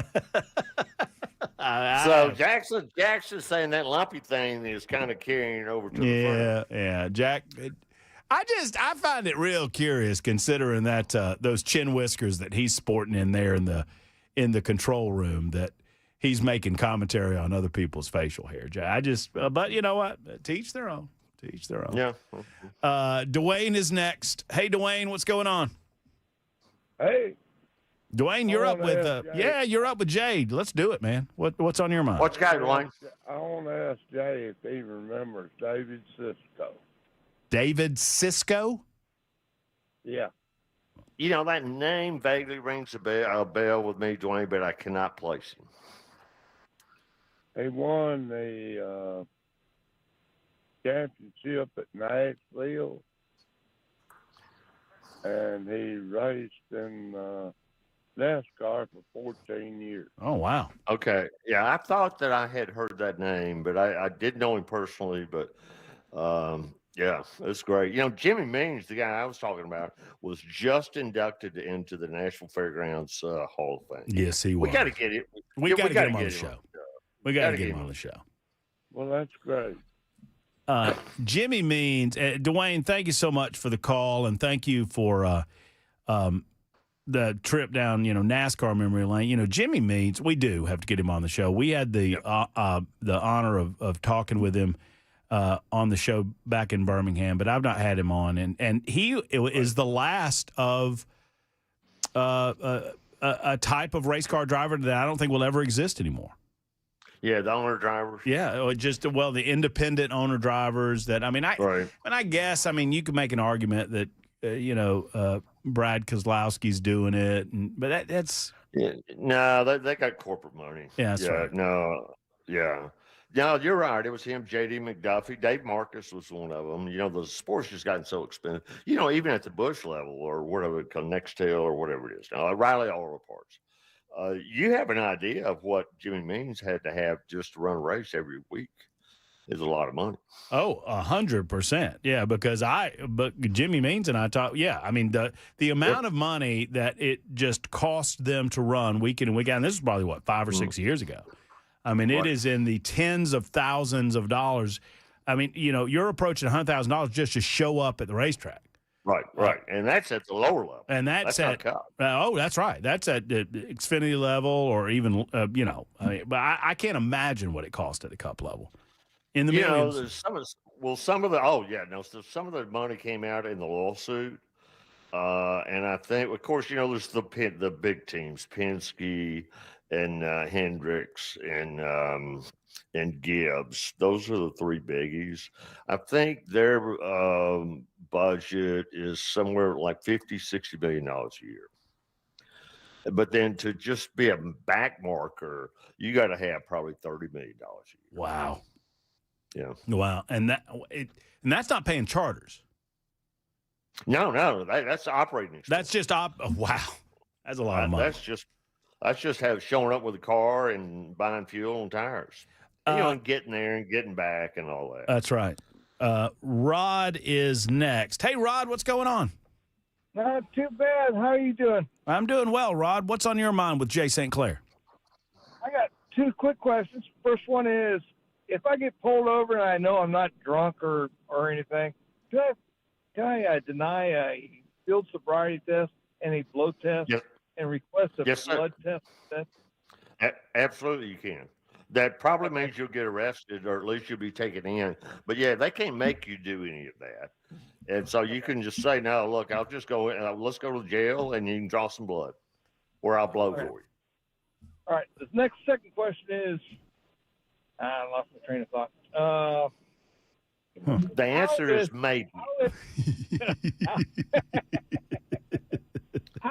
No, the answer is it depends. Yeah. How is it lawfully, if I ride a motorcycle and I don't like wearing a helmet, but if I get in an accident and my ankle is messed up, I don't have no head injuries, how is it constitutionally correct that they can deny me medical services, even though the helmet has nothing to do with an ankle? Is that a fact? That you have knowledge of that as a fact? No, I don't. But they always I don't think that's accurate. Well, that's not true. That's not true. By law, if you show up at a hospital and you got a head injury, if they don't treat you, I want to be your lawyer. No, not that they don't treat you. You have no recourse because you wasn't wearing a helmet. Recourse against who? Against the driver or the insurance company.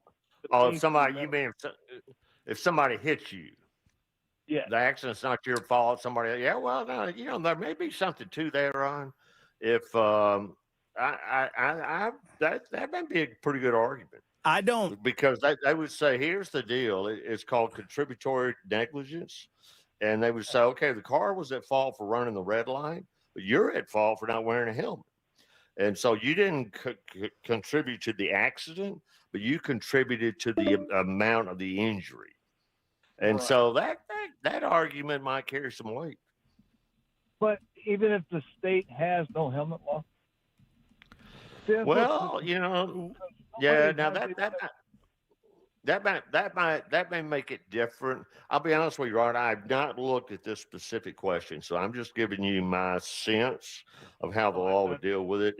If it were in Tennessee, where there is a helmet law, and you suffer a head injury, I guarantee you the insurance company. I guarantee you 100% this. The insurance company is going to say that we're not responsible for the medical bills for the head injury because it's your fault for not wearing the helmet.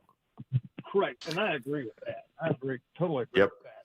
But to me, being denied medical, getting paid for medical for your ankle just because you wasn't wearing a helmet, and that's what. That makes no sense. Yeah, you're right, because the lack of the helmet doesn't have anything to do with the injuries to other parts of the body. You're right. You're exactly right about that. But that doesn't mean insurance. Look, here's the deal, Rod. Insurance companies are in the business of collecting premiums. They're not in the business of paying claims. You said that right. And if they're going to do what they can to not pay claims. That's just what they're. That's what they do. Rod, are you a rider? Yes, I am. You wear a helmet, though, don't you? Well, I've lived in Connecticut, California. California's got a helmet law. Connecticut doesn't. I grew up in Ohio. No helmet law. So I like riding without a helmet because, it's just, it's. I never did. It always bugged me on my ears. Wear a helmet, Rod, is a smart thing to do. I appreciate your call today. Jay, we got so many more and so many questions, but we're simply out of time.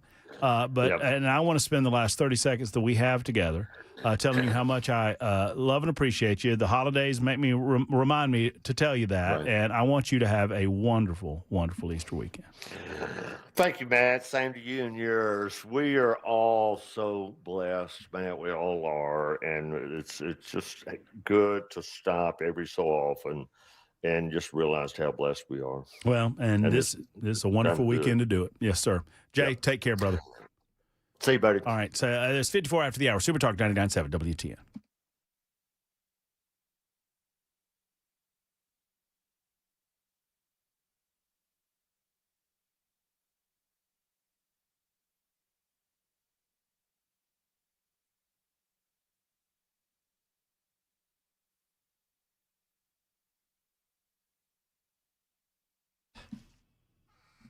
Hello, friends. It's Matt Murphy. Let's talk for a moment about that European vehicle. If you want to know about a place where European Auto Repair does not feel like European Auto Repair, where it's inviting, it's warm, it's comfortable, it's clean, service area is spotless, that is Eurofix. They're not your typical greasy garage.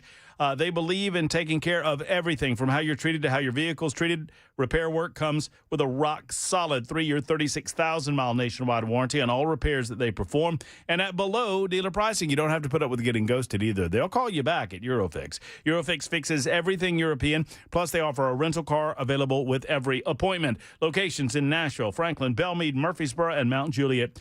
Aaron Stokes worked his entire life to build Eurofix into something special, different from the other repair shops, and he did so. And they carry on that tradition at Eurofix. 844-EUROFIX, 844-EUROFIX, or myeurofix.com.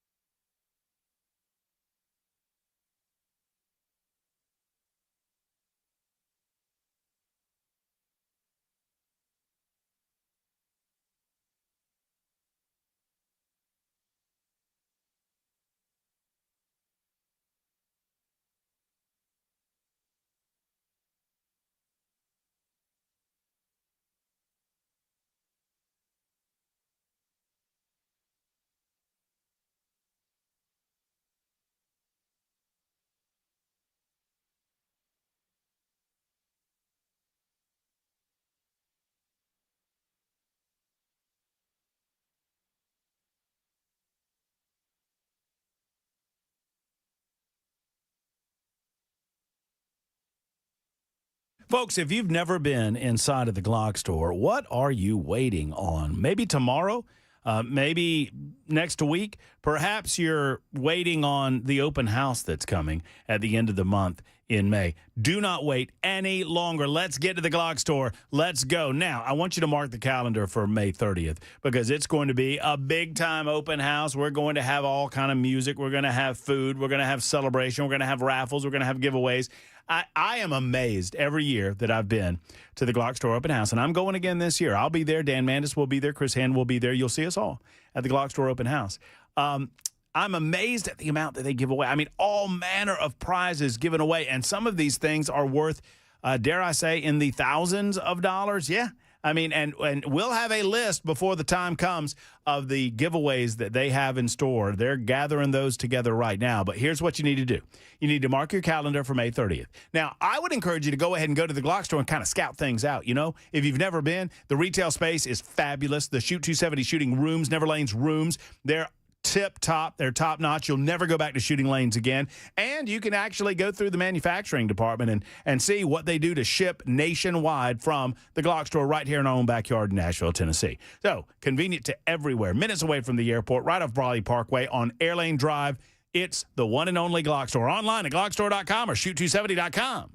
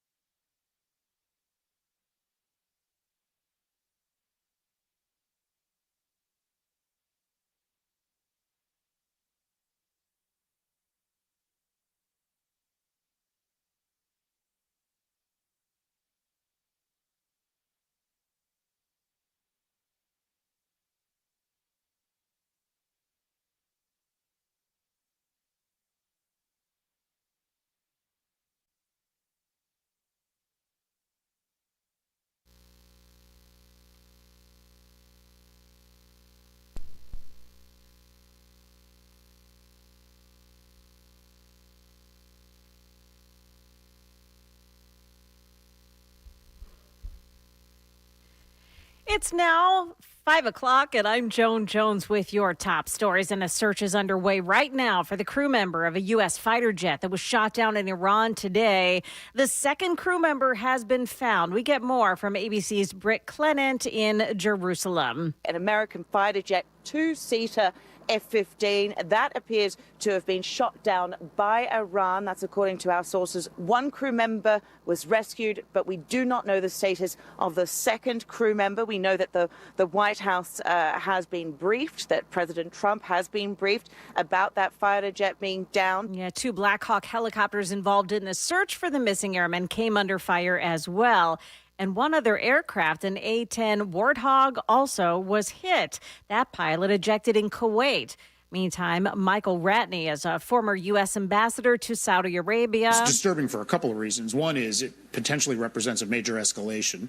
If the missing crew member remains missing, huge political pressure in the United States to do anything to find that person. And I dare say they'll be uncompromising. The other problem is it becomes just a huge political preoccupation in the United States. It becomes the sole story anybody thinks about. Yeah, right now, Allied airstrikes are pummeling the Iranian regime targets in the western city of Abadan. It's near the border with Iraq. Other news, some thieves used the cover of darkness to rip an ATM machine from its foundation in Murfreesboro early today. News 2's Peyton Kennedy says this happened about 4:30 in the morning. The attempted theft happened outside the Chase Bank on Memorial Boulevard. Police say they believe the suspects used 2 trucks stolen from Davidson County to rip the ATM from its foundation. Both of those trucks were found abandoned. Yeah, the thieves were not able to open the ATM, so they abandoned the machine.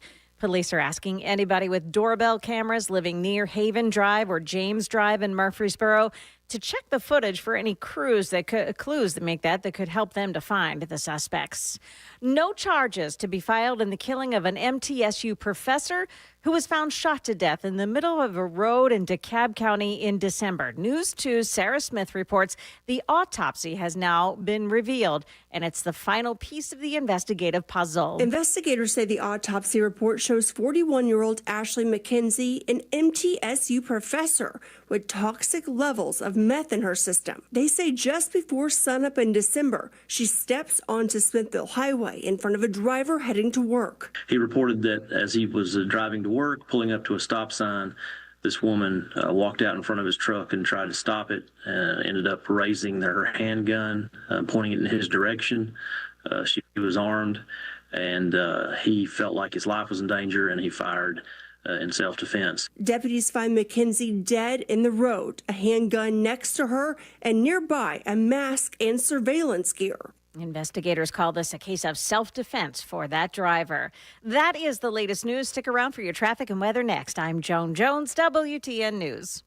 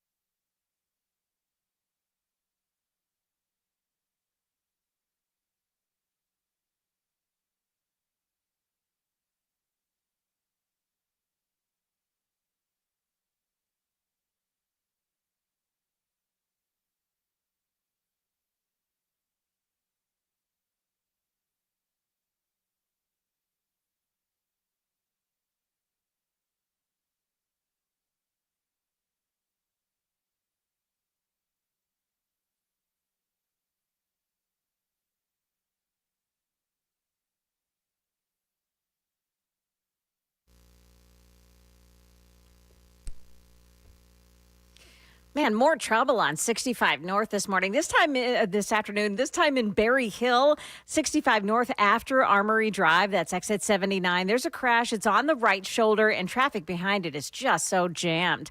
You've got a crash in Antioch as well on Bell Road at I-24, one on Charlotte Pike in West Nashville at I-40. Also, Charlotte Pike near Annex Avenue, Hillwood Boulevard. That's a crash in Hillwood. And in Rivergate, Gallatin Pike North near Rivergate Parkway. Watch for an injury crash there. Traffic every 10 minutes every afternoon on Super Talk 99.7 WTN.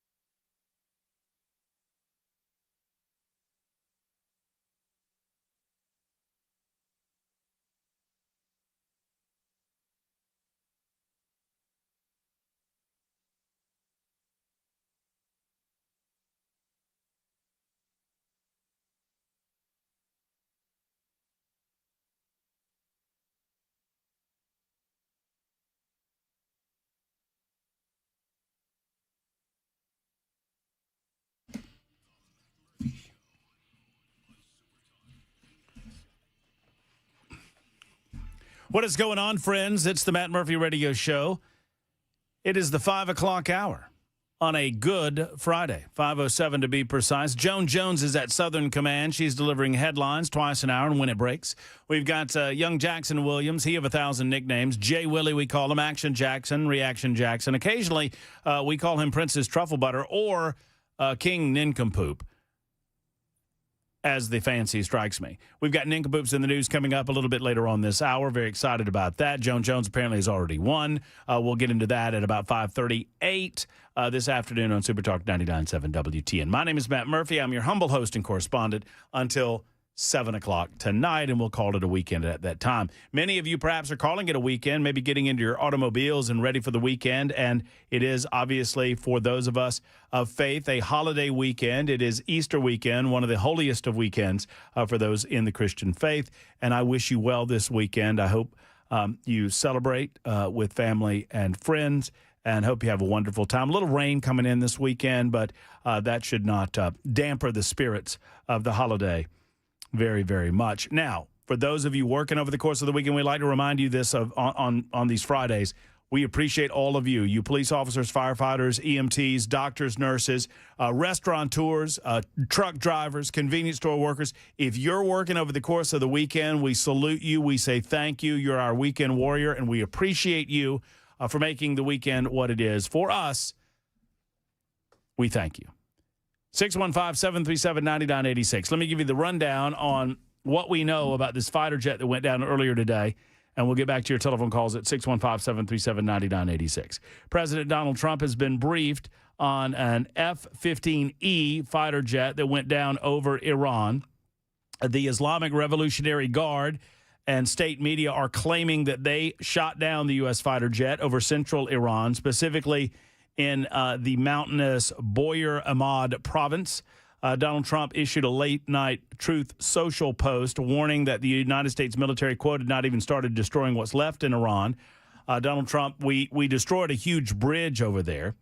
Americans, obviously, this is concerning. It is somewhat of an escalation. There was another plane that was shot at. We don't know exactly whether or not it was hit. But it was not downed. Originally, it was reported that a second plane had gone down. A second plane has not gone down. One F-15 has been downed in Iran as of this hour, as of this moment. There were two people on the plane. We don't know if the pilot or the weapons operator was the one that has been found, but one of the two individuals has been found, and we are obviously in a desperate search for the other. Iran has placed a bounty on the head of that second individual of, I think, the equivalent of $60,000. The Iranian president is facing backlash after signaling a willingness to end the war, exposing divisions within their political and military establishment. There were talks earlier in the week about the possibility of them coming to the table of negotiation. Who knows what the latest developments from a military standpoint, what that does to those possible conversations. 615-737-9986 is our telephone number. We'd love to talk with you. In addition to that, in better news, Artemis 2 on its way to the moon. Very exciting. They broke the surly bonds of Earth yesterday, and they are on their way to our one and only satellite surrounding or circling the globe, and that would be our own moon. I guess they get there. I think they were about halfway there when we came on air. So it's a 240,000-ish mile flight. I think they were right around the 100,000 mark or 120,000 mark. So I guess they get there tomorrow sometime, and then they maybe do a circle or two. I don't know what they're going to do when they get up there. They're just kind of, it's a proof of performance for the launch. They did similar in Apollo, for those that believe in that sort of thing. And I do. And they're doing that now. The idea being that eventually we'll get back to the surface of the moon. Eventually we'll get to the moon with the purpose of putting a base there. The idea is that we get a base on the moon, and that gives us the ability to get to Mars. Speaking of Mars, it's Mike's turn in Old Hickory. Hello, Matt. Hey, Mike. Do you believe in, it's called, counterintelligence, intelligence, and then goes the other way, and then back and forth. Tell me, how do we know the F-15 was shot down? I'm sorry? Say it again. How do we know was the F-15E shot down? How do we know that? Is the media telling us this? The media, our Department of War. I've seen photographic evidence of parts of the plane. From Israeli television, Iranian television, right? Okay, so I'll play along, Mike, because I feel let's go. I feel Let's go, because okay. I'll play along. Ready? Yeah, here we go. We don't. No. I'm playing along. Just bear with me. Counterintelligence. We don't know. We don't know. We don't know. So, what's the point? Why would we fake our plane being shot down?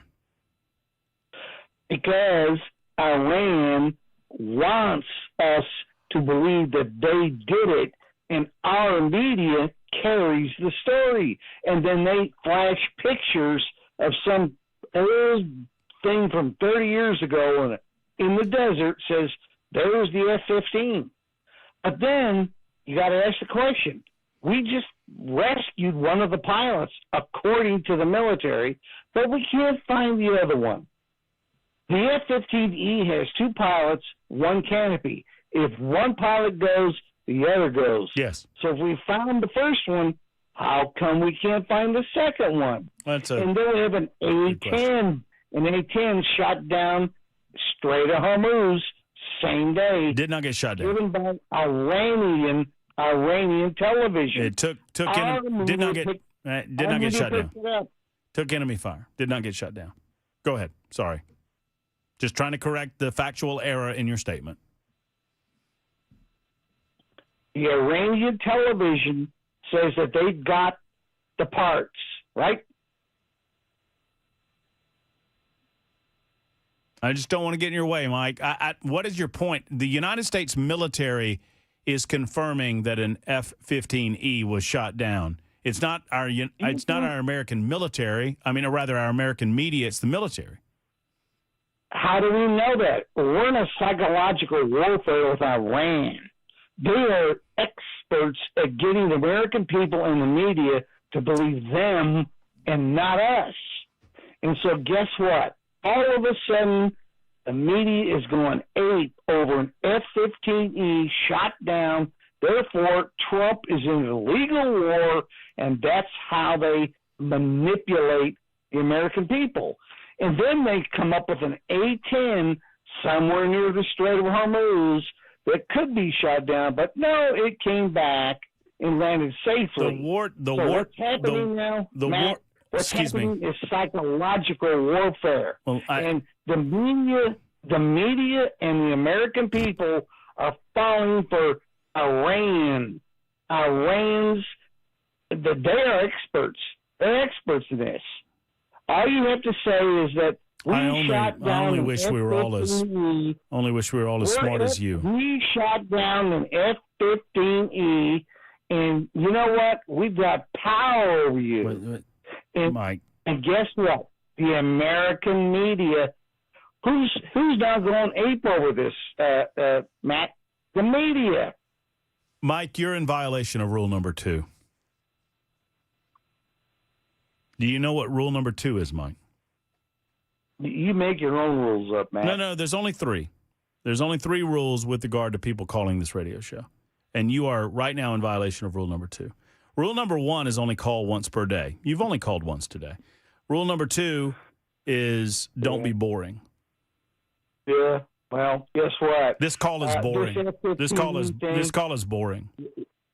Just listen to a thing called counterintelligence, Matt. Mike, what do you think?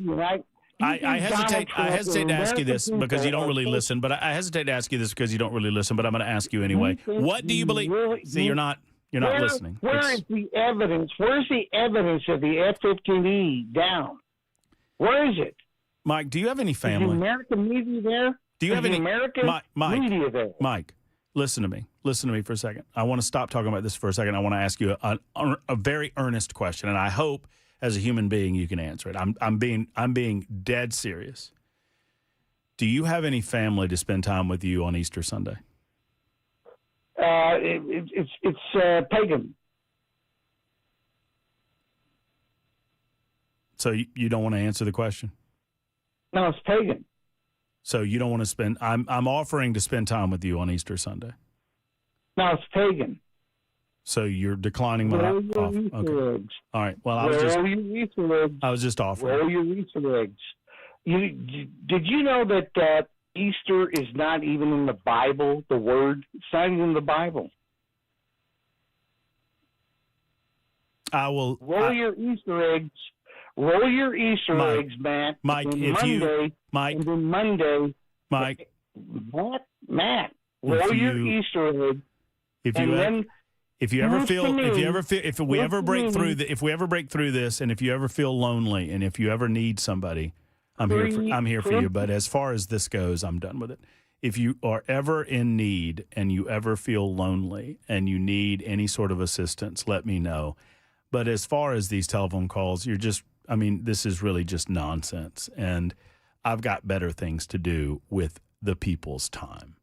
And that is no disrespect to you, Mike.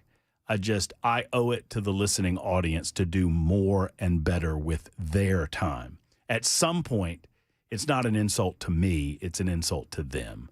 And that is my problem. You have made whatever your problem is my problem. What I'm here to tell you is I'm here for you, buddy. If you want to be real and you need any help for any reason, let me know. You got my number. You know how to contact me. But otherwise, this has just become sad beyond belief. But if you want to talk offline, I'm here anytime. It's 19 after the hour on Super Talk.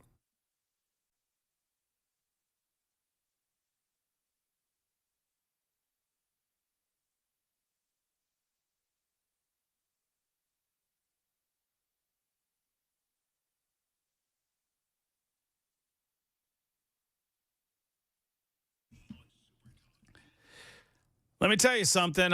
Those eggs need some spices on them. You know, we were talking about eggs a minute ago with old Mike rolling those Easter eggs. I love a boiled egg. But you know what? When's the last time you tried a boiled egg without putting a little seasoning on there? Some salt, some pepper, or better yet, a delicious blend from Savory Spice. Oh, yes. If you are looking for last-minute things, spices and seasonings and whatnot for the various food items that you're cooking up for Easter Sunday, it's a good time to get over to Savory Spice. They're open today. They're open tomorrow, and they can assist you in that regard, whether it's ham or deviled eggs or whatever it might be. They've got something for you. Man, oh, man, they got good stuff at Savory Spice. They make your food better. That's what they do. That's their job, is to make your food taste better, and they do it every single day at Savory Spice. You don't have to pay more to get more, and they've got more spices than you can shake 3 sticks at Savory Spice, plus gift-giving opportunities for you and your family. If you've got a cook in the family, you need to get them a gift from Savory Spice. I like to say you up your spice game by you up your food game by upping your spice game, and you up your spice game at Savory Spice, located in Franklin, just off the square, next to Gray's Pharmacy. Tell them Matt Murphy sent you to the one and only Savory Spice.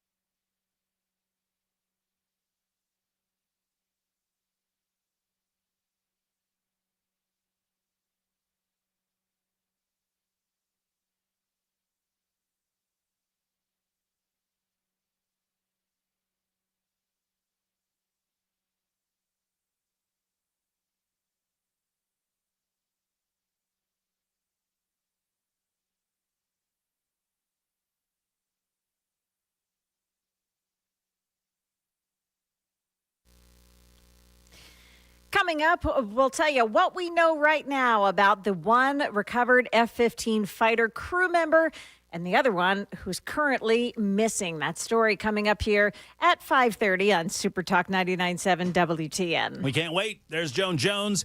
She's at Southern Command. Super Talk 99.7 WTN. Matt Murphy in the studio here at the butt end of Music Row. Across the glass, there's Jackson Williams. We appreciate you being a part of the show as well, even if you're Mike in Old Hickory. It's 24 after the hour, Super Talk 99.7 WTN. Give us a call. We'd love to hear from you. Obviously, lots going on today.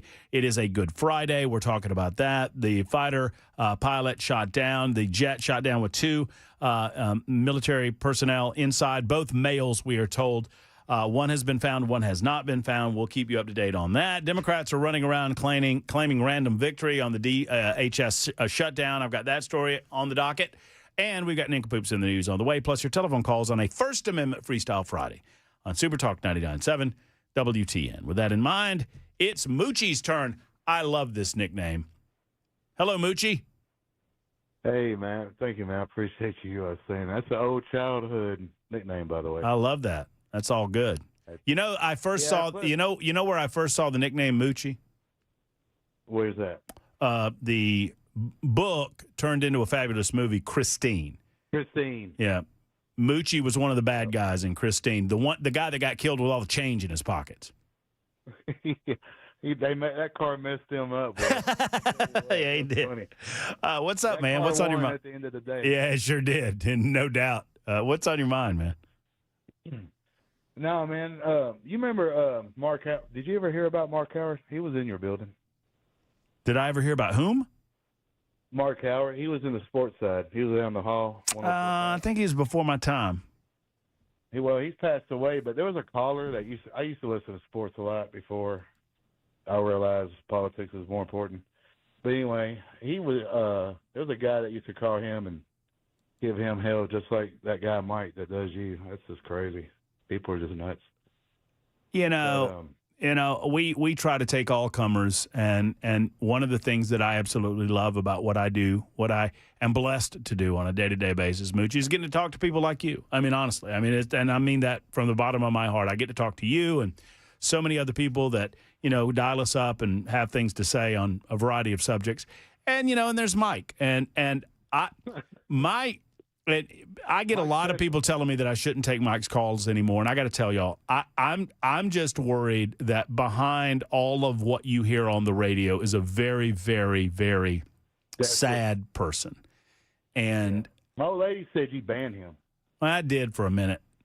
We did for a minute. Yeah, I didn't know that. Yeah. I don't get to listen to you as often as I used to. I used to drive all the time, so I was just glued to you especially when you moved in up there at the what'd you call it? The Wuhan Red Death. That's what I called it. It was the Grand Old RV Resort, Convalescence Home, and Bat Meat Market. Yeah, the Bat Meat Market. That's it. Oh, I love that. All right. Let me get to my point because I know you got people. Listen, why is it? How's Iran knocking these F-15s down is beyond me. But when the initial war started, they knocked down, there was a Kuwaiti that got involved. Why the Kuwaiti was up there flying around is beyond me. You would think under the table, our administration would be like, look, we're coming through. We're just passing by. Don't get in the way. And they send a guy up there in our stuff. I don't know if it was an F-16. It could have been an F-18. I don't know what it was. It might have been an F-18. But he became an ace. He knocked down 3 F-15s, which is beyond me. One of them, which is a female. No problem with females driving the Eagle, but it seemed a little bit DEI to me because she was so jolly about it, getting shot down and meeting the Kuwaitis. I remember that footage on the old what do you call it, the cesspool, the Twitter. What do you feel about that? Why is that not being mentioned more? You'd think there'd be more anger about that. Why was dude flying around knocking down our jets? It's crazy. Wait, why was somebody flying around knocking down our jets? Yeah, there was a Kuwaiti pilot, and during the opening of the war, we were going over. We're passing through to get to Iran. Well, that was friendly. And, it was friendly fire. Yeah, because it was accidental friendly fire. Yeah. They claimed they thought it was Iranian fighters. Right. But Man, come on. I mean, we can. I mean, look, it's some of this you have to trust that people that are in positions where they have information that we don't have are telling us the truth. And so, I mean, I'm trying to answer. I have to trust that Pete Hegseth and Donald Trump and our generals are telling us the truth when they say that they trust the Kuwaitis, that was a friendly fire incident, and that kind of stuff happens in war. It just does. 3 of them? I mean, it's almost like they were up there playing around like, hey, let's see if we can knock these guys down, see what you can do. Well, I mean, I get it. I could be wrong. I don't want to I'm not wearing a tinfoil like Mike or anything, but it's just wild that he knocked down 3 of one of our top fighters. And F-15, even as old, I mean, it's old, don't get me wrong, but it's still relevant because they keep updating the avionics and all that stuff that goes in that plane. But and then them to knock down the not 18, but an A-10, those things are flying tanks. That's pretty impressive to knock that thing down. Well, but they didn't knock it down. It got fired upon, but he ditched it. Yeah, he ditched. You're right. But I mean, I'm glad you got me on. I know you got people. Hey, we got a ride, man. It's let's nice go. That road today at work. We got a ride, baby. What are you sporting over there, Moochie? I got a 06 Dyna. I got a 2011 Road King, which is my baby. I call her Dixie. And my other 06 is a Dyna. I call her Charlene. I've got my 2016 is the last year of the Dyna frames, my low, and I absolutely love that. So yeah, we'll get together. Yeah, we'll get together. Dude, that's the last year of the Twin Cam too, if I ain't mistaken. Yes, sir. Yes, sir. Man, let's do it. Hit me up on the Super Text line or somewhere, and we talked about it before. Yep. Let's do it. Get down south, and we'll go anywhere you want to go. 30 minutes after the hour, it's time for the news. Super Talk 99.7 WTN.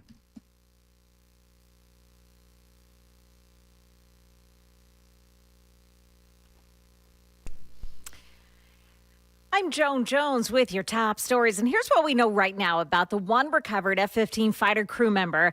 And he is right now undergoing medical treatment, and the second crew member could not have landed too far from the rescued crew. They both ejected so close to one another, or at least that is the conventional thought. What we're hearing is a lot from Iran, as you can imagine right now. This, from their point of view, is a practical victory in this 5-week-old war. It is a propaganda victory in this 5-week-old war. It's a practical victory because, as we've heard from Israeli sources here, Israel is halting its strikes against Iran while this search and rescue operation goes on. We assume that U.S. strikes have been halted as well, and that the only mission right now is finding and rescuing that second still missing crew member. So from a practical point of view, Iran sees this as a victory. Yeah, that is Jonathan Hunt from Fox News. Now, President Trump, in a primetime address to the nation earlier this week, said that the U.S. was nearing completion of its military objectives and that Tehran's anti-aircraft abilities had been decimated.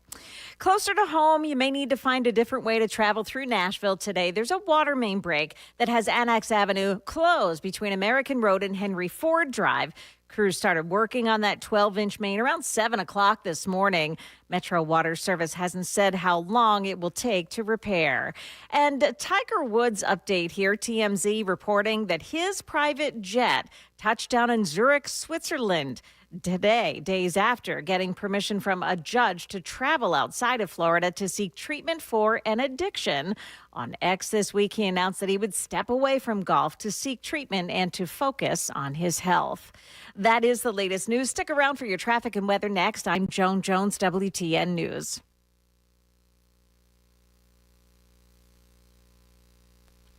Okay, so in Berry Hill on 65 in the northbound lanes, right after Armory Drive, exit 79, the right shoulder is blocked off by an accident in that area. Now, Hillwood, there's a crash on Charlotte Pike near Annex Avenue and Hillwood Boulevard. Green Hills, Hillsborough Pike, there's an accident south of Woodmont Boulevard. And just one more, it's in Hermitage, it's at Old Hickory Boulevard and Lebanon Pike. Traffic every 10 minutes every afternoon on Super Talk 99.7 WTN.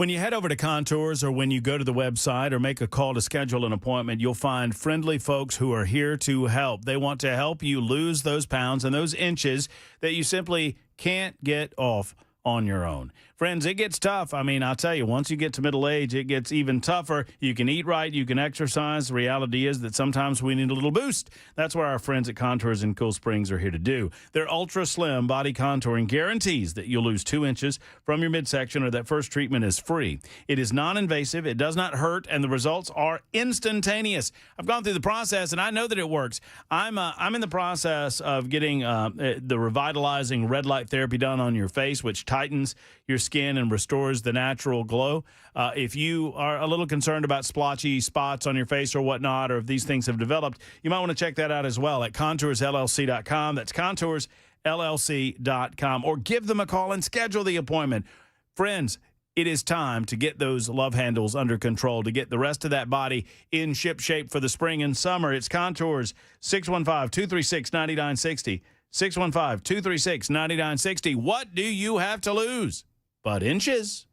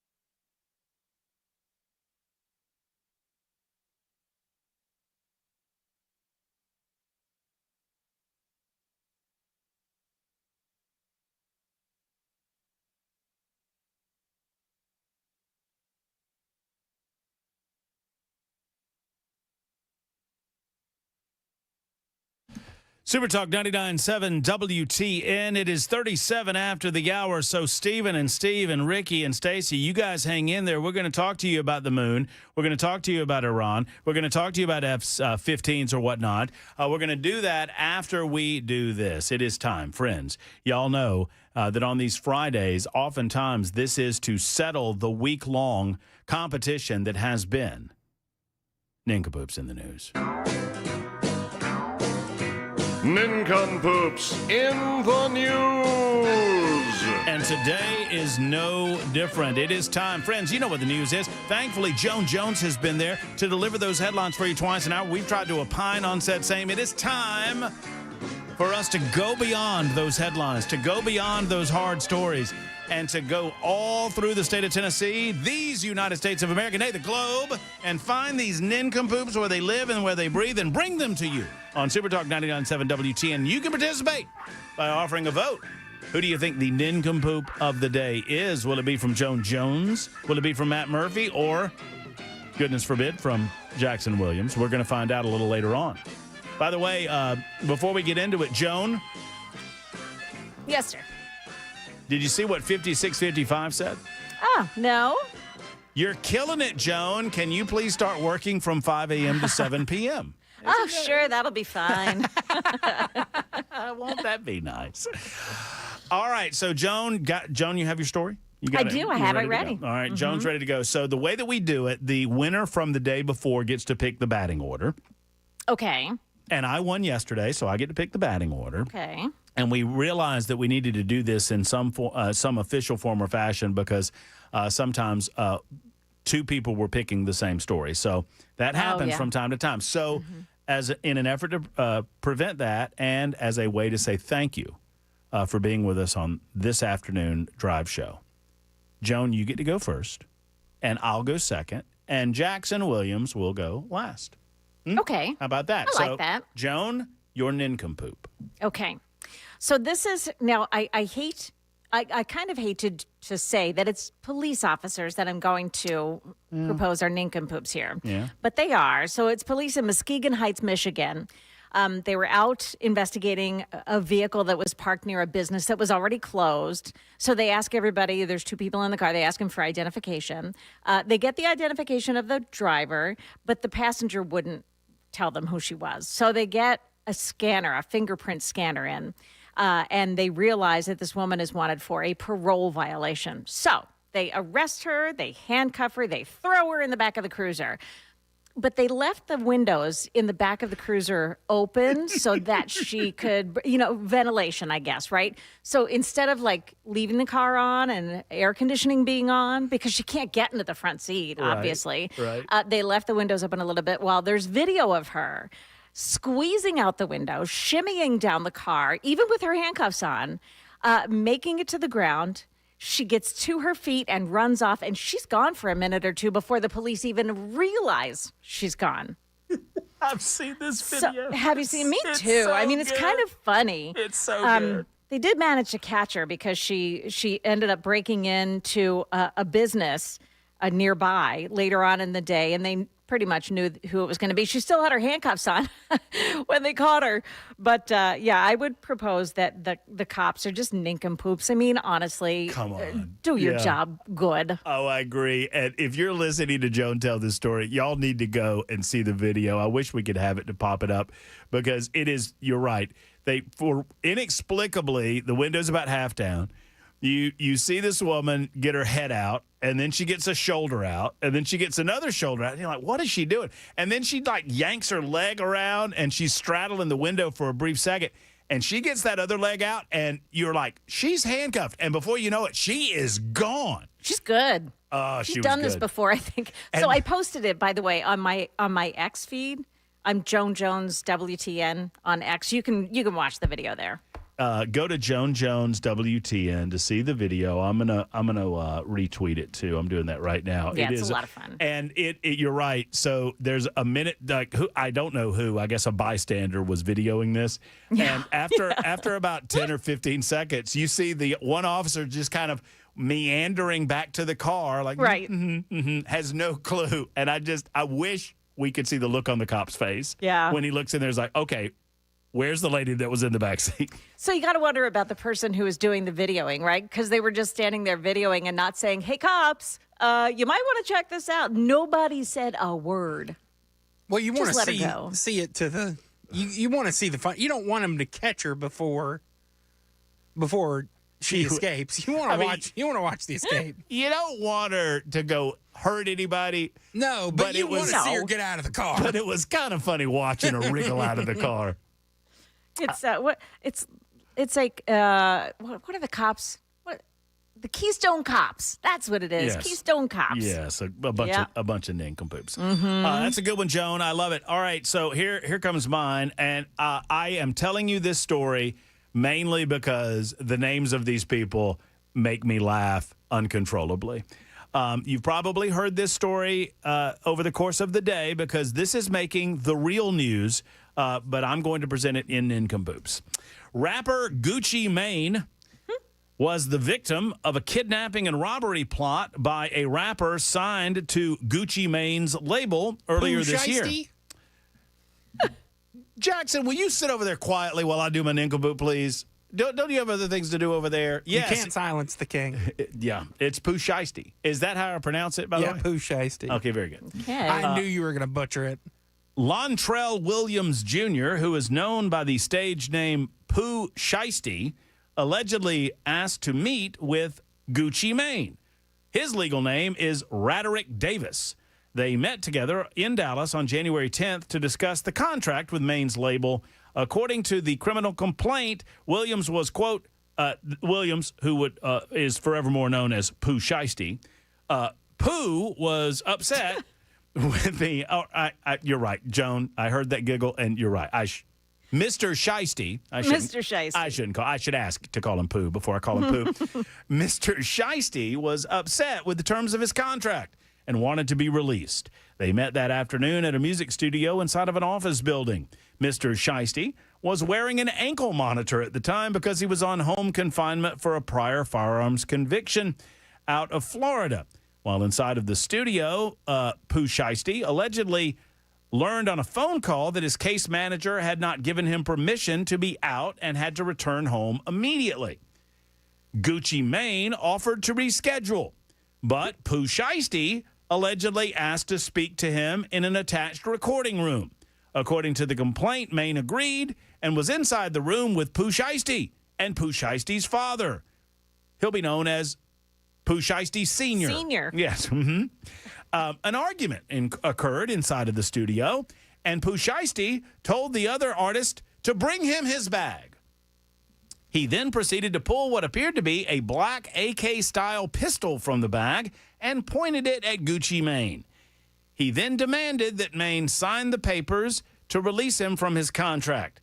Mane, as you might expect, signed the paperwork while Mr. Pooh Shiesty Sr. and other stood by and watched as this situation unfolded. One individual who is identified as MM had a Rolex watch, wallet, Apple AirPods, and Louis Vuitton bag and other watches stolen from him. He was, quote, choked from behind to the point of nearly losing consciousness. The victims were barred from leaving as one of the men involved allegedly barricaded them. So as you might expect, all of this ended with multiple arrests. I won't go into the sordid details of all of these arrests, but to say that Pooh Shiesty Sr., MM, and many others, they are in they're in a spot of bother. I don't believe that we're gonna see Pooh Shiesty on another record label anytime soon. They're in They Pooh release trouble. albums from jail already. They release albums from jail. Oh, so you think he'll drop one from the joint? Yes. This will probably help his credibility then, Jackson, maybe? Probably. You know, he's got some street cred. Got some jail. I mean, it helped Lil Wayne, right? Wasn't Lil Wayne in jail? Am I thinking about the right one? Lil Wayne? Maybe. Yeah, Lil I Wayne was think in jail. so. Oh, yeah, Lil Wayne was in jail. Sure. Not to be confused with Lil Dan. Lil Dan is someone that Joan works with in the mornings on Super Talk. I don't know. Are you making me defend the man? No, I couldn't help. I feel like we're now 2 hours and 47 minutes into the show, and this is the first stray that Dan's caught. So I feel like I'm way late on the strays. Have we talked about what I tried to do? Bell thwarted a nefarious plot that I had. What was your plot? We have our new producer training, right? He's been training in the mornings with Dan. Ryan. Yeah. And his first day with Dan, he sat in with me for the first couple hours. Yes. And I said, all right, we do have this one thing, this guy, he's about 5'9". Oh, yeah. He comes in the morning super early, and he's just not supposed to be here. So if you see him, you have to tell him he needs to leave. Right. And you really have to insist. And Bell heard it and started dying laughing and told him not to do it. You think he was going to do it? That's just mean. You think he was going to do it? What, Joan, what time does Dan's always here when you get here, right? No. No? No. I usually arrive about 3:30. Uh-huh. And it's about an hour before Dan moseys in. So Dan, okay, that makes sense. So Dan, he does a lot of work at home. Yeah, he does the show prep from the house. Has he told you what time he gets up? It's like midnight. Mm-hmm. Just between me and you, Joan, do you believe him? He preps a lot. I know. I think I believe him, and that's scarier than not believing him. He's perpetually tired, so I'm thinking there's got to be a nugget of truth there. No, see, I don't want to. I'm not going to speak ill of Dan Mandis, and here's why: because I never want to put you in a position to defend him, because your dynamic with Dan is sacrosanct to me. And I consider And it's good. I consider it one of the blessings of working at Super Talk 99.7 WTN to know you personally, to know Dan personally, and to get to listen to y'all in the mornings. It is a dream. Do you realize how much we talk about you? Oh, well, I wouldn't. You occupy everyone's minds all the time. Yeah, Isn't he's that like so a virus. funny? I'm like a fungus. I'm like a fungus on the side of a tree. Eventually, I'll take over and the tree will crumble. Jackson, speaking of taking over, your nincompoop, sir? Matt Murphy, nothing a penicillin shot can't fix. Man with warrant arrested after applying to Commerce City Police Department. A man with a warrant for his arrest was arrested after he applied to the Commerce City Police Department, according to a social media post from the agency on Thursday. Here is the post. You guys, we can't believe this needs to be said, but apparently it does. If you have 6 pages worth of criminal history, including habitual traffic offenses and domestic violence, and an active warrant for your arrest, we will not hire you. You'd think he'd know that they're going to do a background check. You'd think. The applicant contacted the department to see if he could do a ride-along with the department. Despite his active warrant, the agency invited the man to chat about his application, but arrested him when he arrived at the station. The post said that while being escorted down to be booked, he asked if the arrest would negatively affect the hiring process. You, sir, are an nincompoop. You are. And you will not be a police officer in Commerce City. I've said it once. I'll say it again. We are so blessed that mostly criminals are just stupid. Because if criminals are a little bit smarter, we'd be in a lot of trouble. All right, that's how we play Nincompoops in the news. Joan Jones has, she is no longer a Nincompoops virgin. She's one. Yes. And Joan has already accumulated about 70 votes before we even started Nincompoops in the news. You know the YouTube poll? You know what I did for the YouTube poll? What'd you do? I didn't even put our names on it. What? Just 3 votes for Joan. It's true. On the YouTube chat, it says Nincompoops winner. Joan in all capital letters, or Joan with an exclamation point. See, I feel like it has something to say about you guys. Like, people love to mess with you. Mm-hmm. So they're going to say that I won, except the guy 1503 on the super text line who said, you win, Well, Matt. I'll get a couple of sucker bets, but I think you've got the day well in hand. That's how we play Nincompoops in the news. Vertically vote off and 51 after the hour on Super Talk. Oh, we got another one? You're just going to give us another one there? That's nice, Jackson. Just give us yeah. Mm-hmm.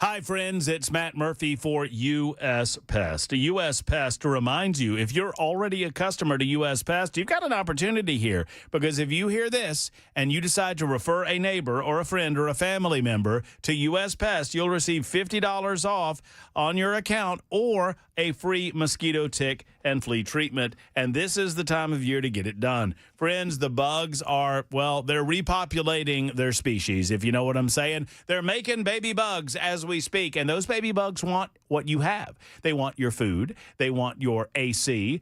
They want everything that you've got. They want it, and they're going to take it if you allow them to do it. Do not. Spiders and stink bugs and ladybugs and silverfish and roaches and brown recluse spiders and termites and fire ants and spiders and ticks and spiders. Have I mentioned that I don't like spiders? I don't like spiders. I love J.K. and Erica Brister, though, and they combat the spider problem. Crawl space, termite, full-service pest control, all 100% money-back guarantee. Call J.K. Erica Brister and the rest of the team at U.S. Pest. Don't forget, if you are looking for great employment, they're always hiring at U.S. Pest. USPest.com, that's USPest.com, or 590-1260 for the one and only U.S. Pest.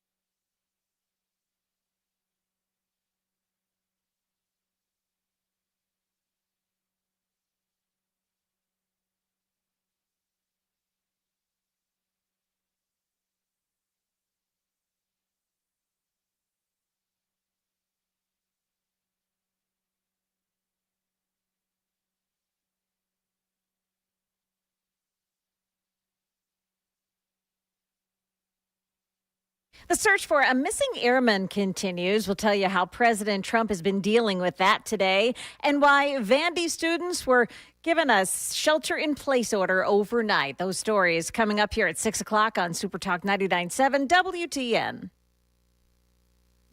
Did we break I think we broke a record today in terms of temperature.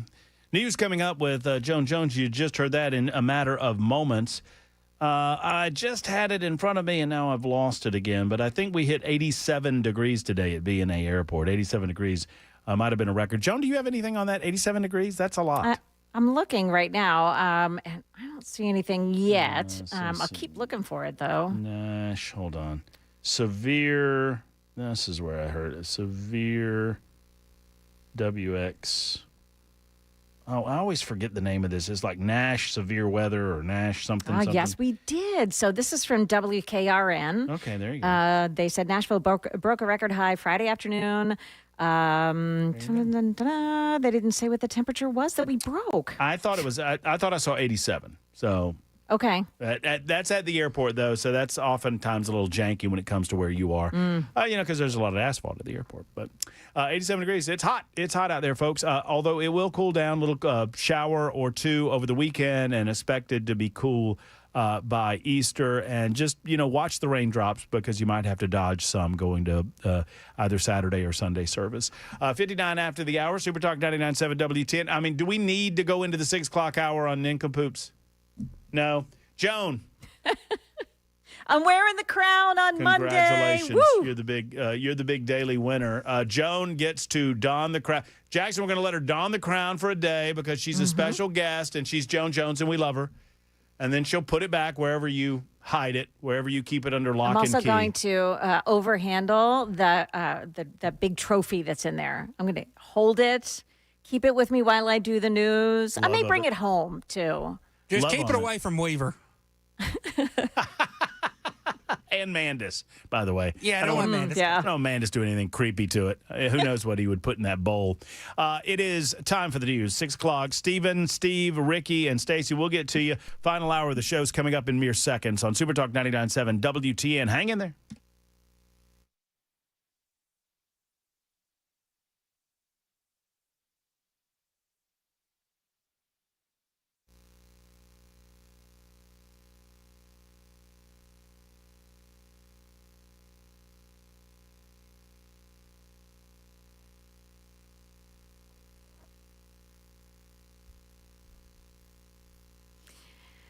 I'm Joan Jones with your top stories, and still no sign of a fighter pilot who was on board an F-15 fighter jet when it was shot down over Iran, which is now, by the way, offering a reward for anyone who finds the airman and hands him over to the IRGC. President Trump, meantime, has reportedly been in the West Wing all day, gathering with his national security team, and Peter Doocy at Fox News has been following. The latest thing we have is that President Trump just said he's not ready to announce what the United States is going to do if it turns out that Iran harms this missing U.S. crew member. That is according to an interview he just gave with The Independent. Yeah, the search for that pilot missing behind enemy lines continues at this hour.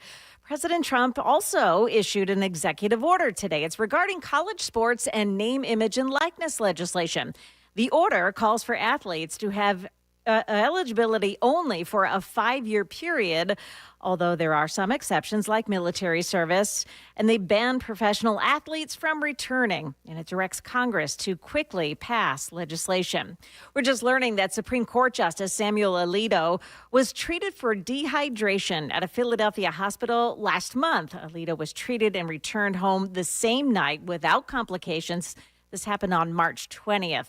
Alito is the second oldest member of the Supreme Court, just behind Clarence Thomas, who is 77, both staunch conservatives who reliably side with President Trump. Vanderbilt University students issued a shelter-in-place order last night after a shooting in Nashville's West End. Metro Police now say it happened in a grassy area in Centennial Park. Police say 2 men were fighting when one shot the other in the stomach. The 39-year-old victim does not have life-threatening injuries. News 2's Peyton Kennedy there. The gunman is still on the loose. The Artemis II crew speeding their way to the moon, downlinking their first photos of Earth from their perspective, including one of the entire planet. NASA says so far the mission is on track and on schedule. Here's ABC's Andrew Dimber. NASA also says the far side of the moon will only be partially illuminated, so there could be shadows that stretch across the surface. But astronomers are actually hoping the conditions could enhance the view of things like ridges, slopes, craters, often difficult to see under full illumination. The crew should reach the moon's orbit on Monday. That is the latest news. Stick around for traffic and weather. I'm Joan Jones, WTN News.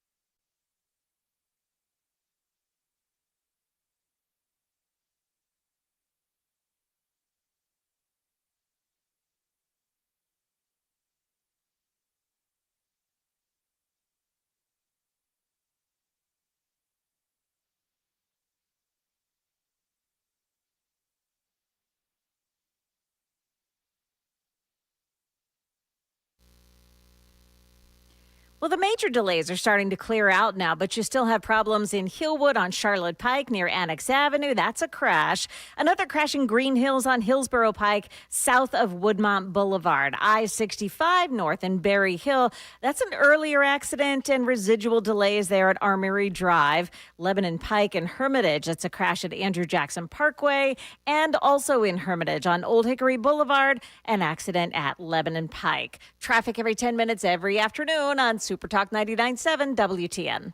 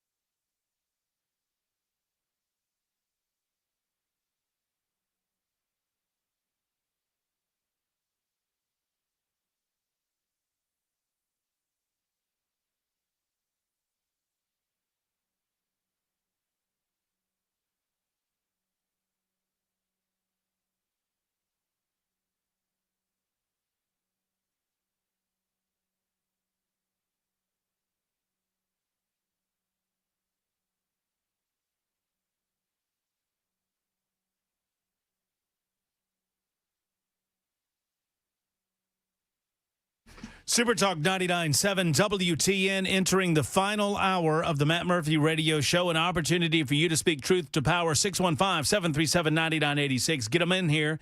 It is our last hour together before we call it an Easter weekend. It is also a last opportunity for you to take advantage of First Amendment Freestyle Friday. Anything on your mind goes. We take all comers. I'll get out of the way. I'll let you talk.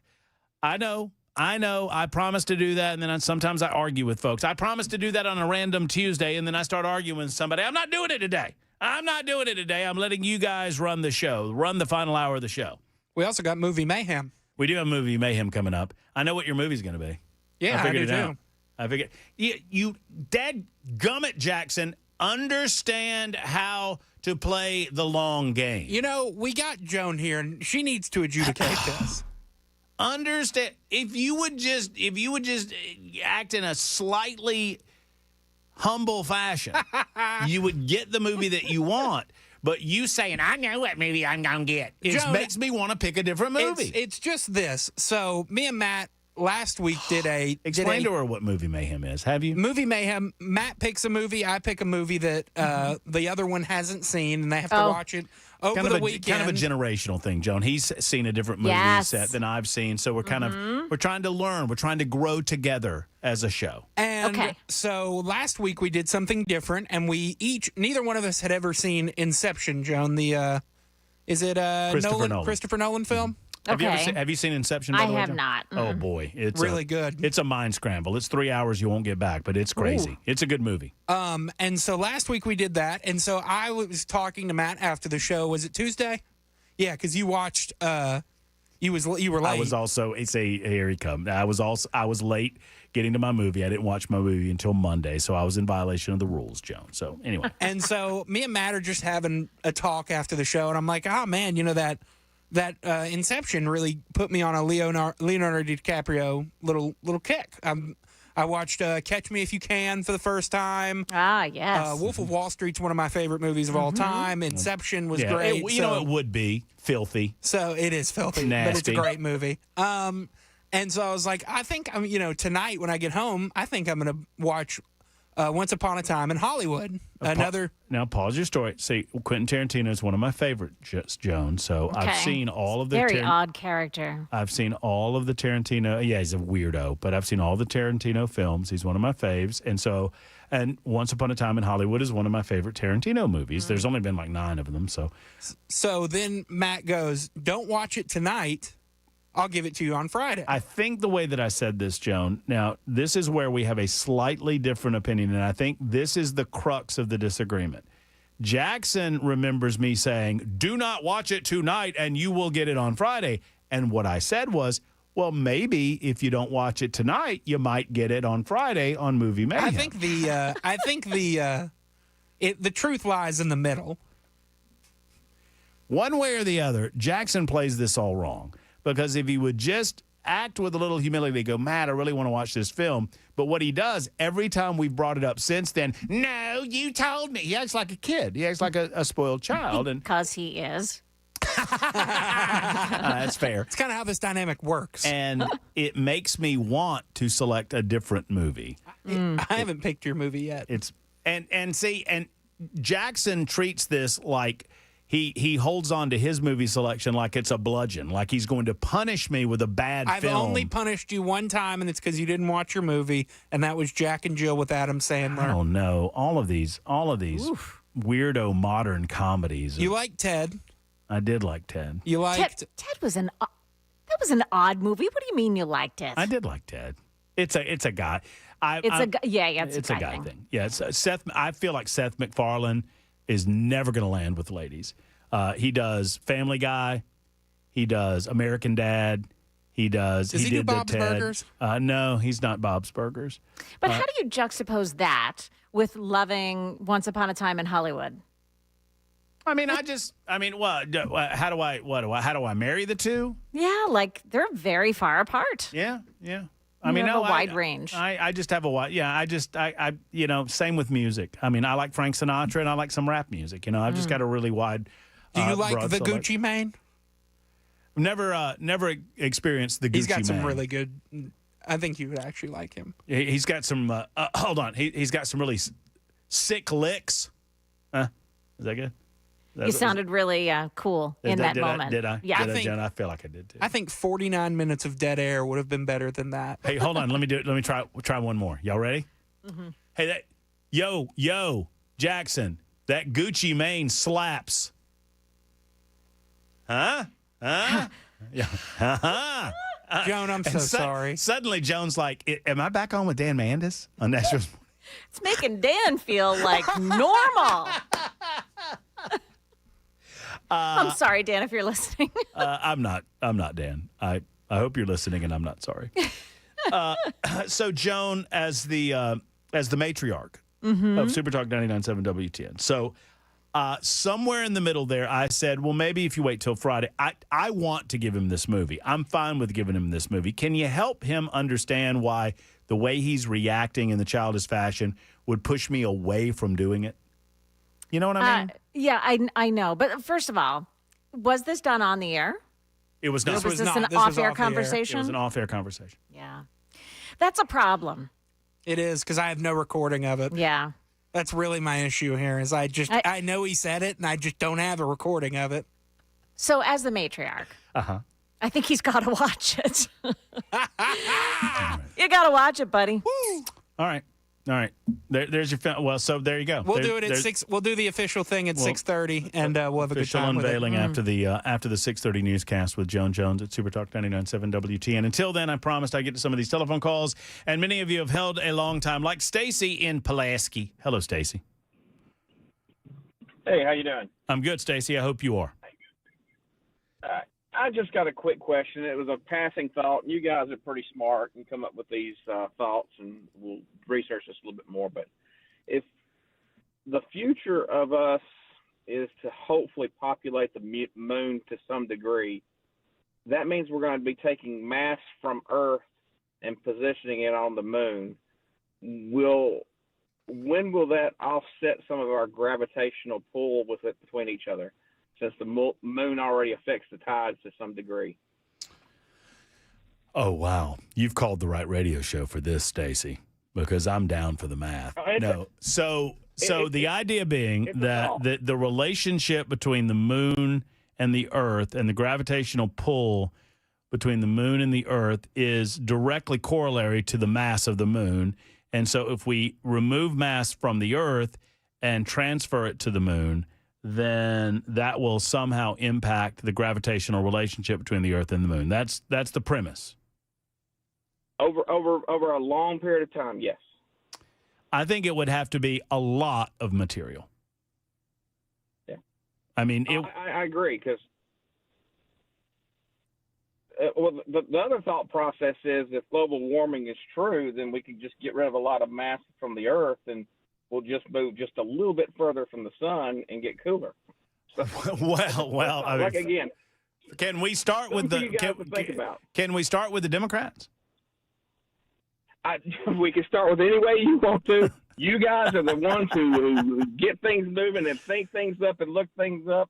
And I thought, hey, you know what? I'm gonna put a thought in their head and let them run with this. Can we start? I mean, so if we need to, so your suggestion is, if I'm hearing you correctly, that if we want to combat global warming, we need to remove mass from the Earth. That will create a dynamic by which the Earth moves a little bit away from the sun, and that will help with global warming.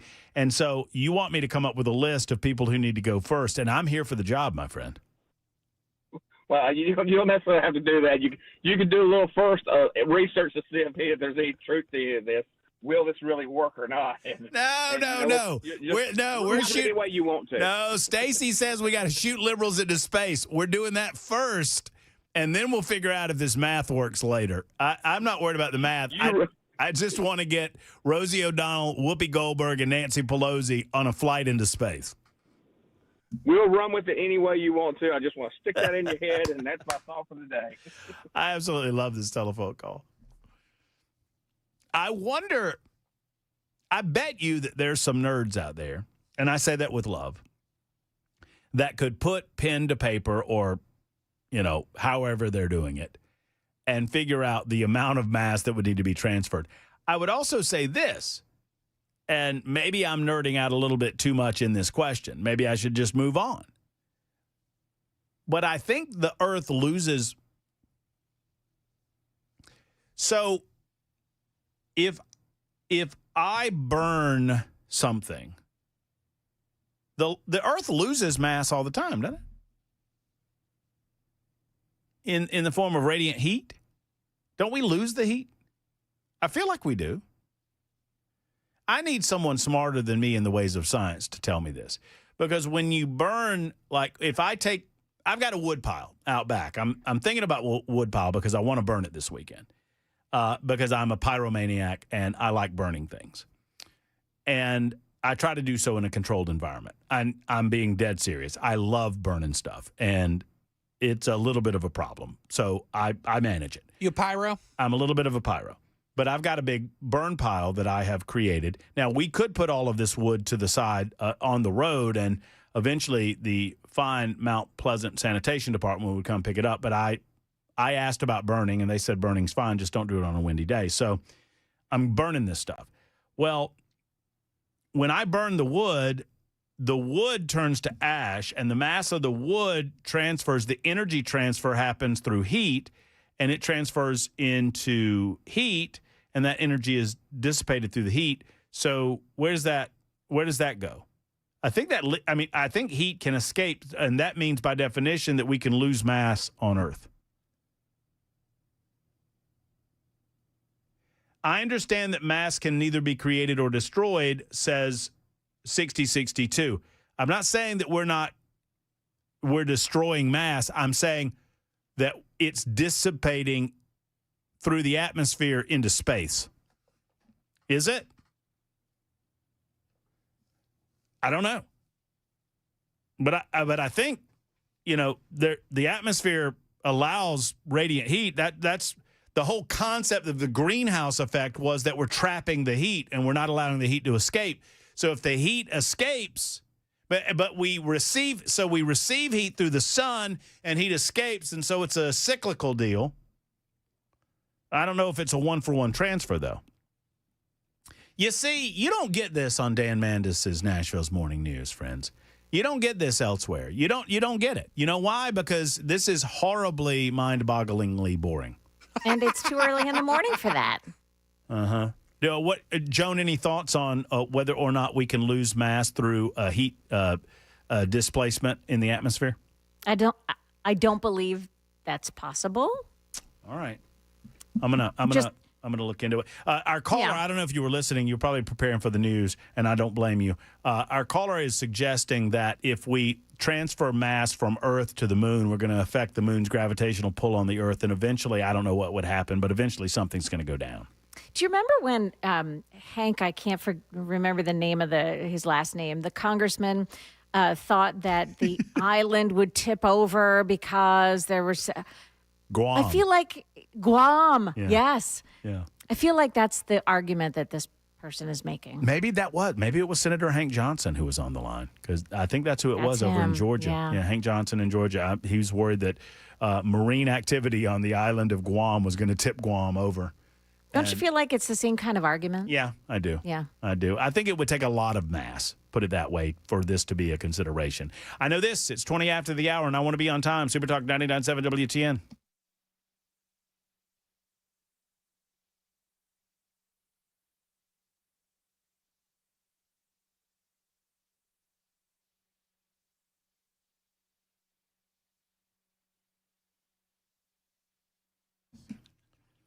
Hello, friends. It's Matt Murphy. Let's talk about your personal safety for a moment.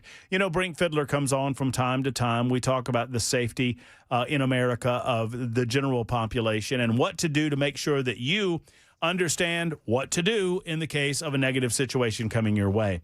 Brink's never here to scare you. And when you go through the process with Defense Systems, and I've been through his program on several different occasions. I've done the TECC course, and I've also done his standard course that he delivers for churches and schools and, various business locations.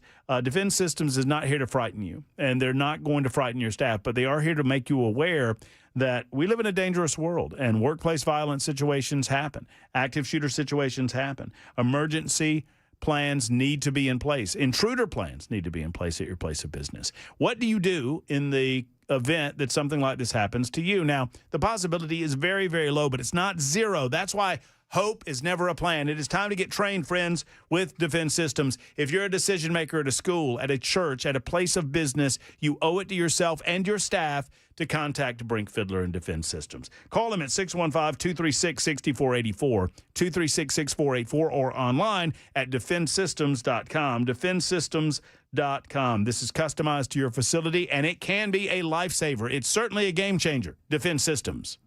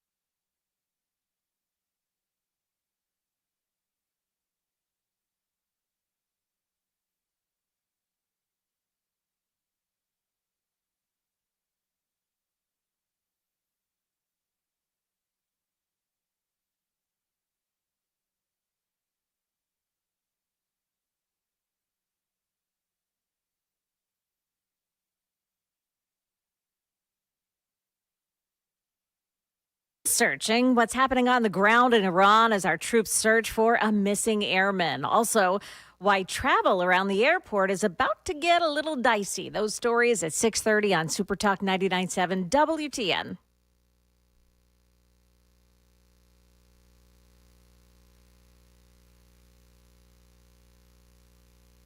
Super Talk 99.7 WTN. Can't wait for that newscast coming up in just a few moments. We're winding down the show. Your call is very important. All right, so I'm being scientifically informed. So I'm a little confused, but I'm not confused. So I'm being told that heat has no mass, and I guess that makes sense. But now I'm confused because mass can neither be created nor destroyed. So where does the mass go when you burn a tree? So if I have a log of wood, then I burn that wood, and I guess the energy transfer happens in the form of the heat, right, and the burning of the wood. So that becomes a gas. Giddy up, I guess. Up. Yeah, help me out. No. Well, I'm just kind of rhetorically asking, but Okay. If you have an answer, I'm willing to listen. So, Physics Forums says heat itself because why not look it up there, right? Why wouldn't we do this Sure. on Good Friday? Yeah. Heat itself does not have mass, but it does contribute to the mass of a system by adding energy to it. Okay. So, according to mass energy equivalence, energy can affect gravitational forces, but heat as a form of energy does not have mass on its own. Well, where has Joan been all of our lives, Jackson? This is good stuff. This is information. What are you doing over there, Jackson? Joan's coming up with the physics forum. What are you doing? I thought that's what we had Weaver for. He's polishing my crown. You see? That's fair. Make it look all nice for when she puts it on Monday morning. Mm-hmm. And see, I love the fact that Jackson is afraid of you, and so he's afraid to say anything. He doesn't like any of this, but he's afraid of you, Joan, and so he won't say anything. I'm a little shorter than you, Jackson. Like a lot. Oh, she could take you. She would destroy you. No doubt. She would destroy you. You and Dan Mandis, I'd like to see that. You and Joan Jones, it would be a bloodbath. Let's talk to who's been holding longest. Man, Steve's been there for a minute. Steve, hello. Good afternoon. Welcome. Hi, how are you? I'm great, Steve. I hope you are. Well, I was wanting to talk to you a little bit about Iran. Let's do it. Okay, so I'm an Iraq war vet. Yes, sir. Thank you so much. Uh-huh. Yes, sir. Okay, so I was about 19 years old when I went into Iraq, and the George Bush propaganda machine kind of changed the narrative about 5 times. And I am a staunch conservative, constitutional conservative, and I just want to know how you feel about that, because, see, it was weapons of mass destruction, and then he sent in the UN, and they were like, oh, well, they're not there. And then, oh, well, they must have moved them. And then they were like, well, we can't trust Saddam Hussein. And I was like, all about it, Matt. Matt, I'm with you. I'm with you, Matt. And we took out his dad, and we did all this, and I was all about George Bush. And listen, I'm with you. And the first time I was there, I was like, hell yeah. I was in there. And then the second time I was there, I started losing buddies. I started gaining rank. I started feeling like something's changing. It's not like I'm, against a regime change. But then I started feeling like the Iraqis are animals. And then I started feeling like Saddam Hussein was possibly the best thing that ever happened to Iraq. So you tell me right now your feelings on Iran. Why are we there? How does this help us? And what is the immediate threat of Iran? You tell me, Matt. And in all due respect, I listen to you daily. You are the best. I love your show. You just tell me how this helps us right now. Can you help me with that? All I can tell you is what the justification has been from the Trump administration. That's all I can tell you. Well, no. I listen to you every day, Matt. I want to hear you No, the justification of the Trump Steve, administration is not what I was. Steve, I'm not trying to argue with you. If it were up to me, we wouldn't be in Iran. Okay, well then thank you, Matt. Then we are on the same damn page. Matt, I love you. Because, listen, I am a staunch Republican. Now, I don't even want to say that because I used to be. I am a constitutional conservative. But I've given. Well, can I say this real quick because we're a little time limited. I can carry you over, but let me say this before I start getting before I start getting yelled at. Well, we've got news at the bottom of the hour, and I can carry you over after. But no, I'm passionate. But before I get the nasty grams, if it were up to me, based on what I know, we would not be in Iran. However, I am giving grace to the Trump administration that they have information that I'm not privy to.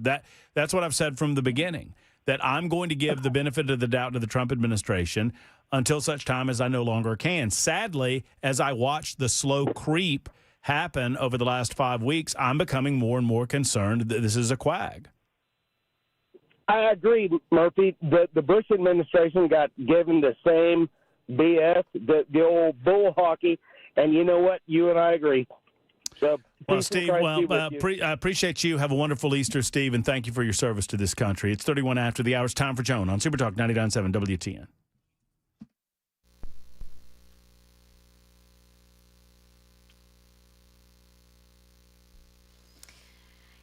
I'm Joan Jones with your top stories, and here's the latest on the downed fighter pilots in Iran. One has been rescued and is being treated medically. The other one's still missing as Special Ops forces search for him. Mike Dubusky at ABC News. 2 Black Hawk helicopters involved in the search and rescue mission were also struck by incoming fire. Some of the crew aboard those helicopters were injured, but both aircraft were able to make it back to base. Also today, an American A-10 fighter plane was hit by incoming fire over Iran and crashed in Kuwait, according to a U.S. official. This is ABC News. Now, President Trump has stayed in Washington at the White House. He's been receiving updates all day long. Closer to home, more than 4 years after a young woman was raped while having seizures.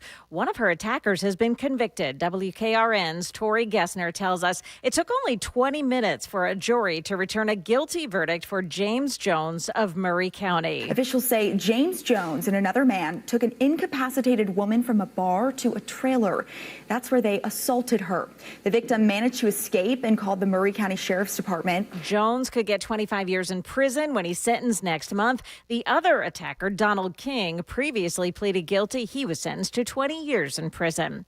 Drivers leaving out of Nashville International Airport should plan for delays for the next several weeks. There'll be a lane closure on the outbound road connecting Terminal Drive to Interstate 40. It'll be in place through May 4th. Officials are asking drivers to keep their speeds down and to stay alert. That's the latest news, traffic, and weather. Next, I'm Joan Jones, WTN News.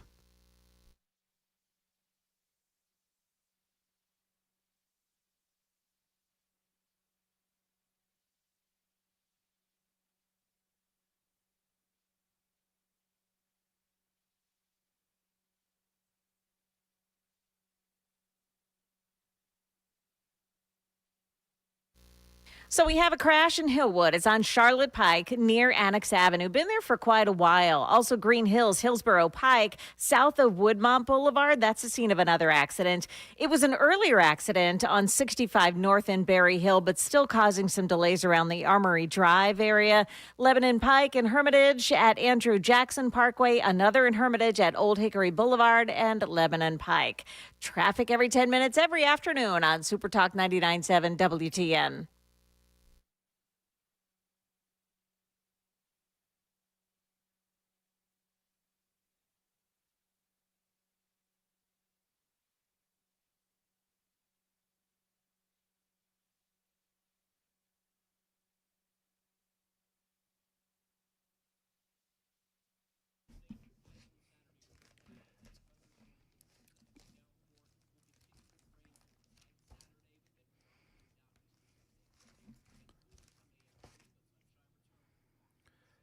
Hey, friends, Matt Murphy. Grace Point Healthcare is affordable, convenient, comprehensive medicine delivered in a direct pay format. Now, what does that mean?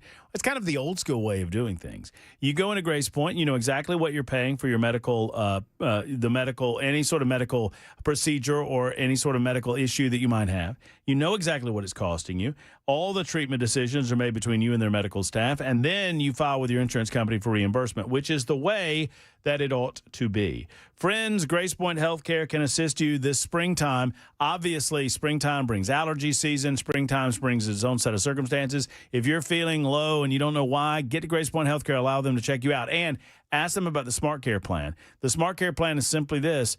You pay $99 a month, and you can pay that through your HSA, or $79 a month for the kids, and you get unlimited office visit throughout the course of the year. You don't have to worry about it, and free basic labs and diagnostics. 599-6868 is the number. 599-6868 is Grace Point Healthcare. We say modern medicine delivered the old-fashioned way in Franklin.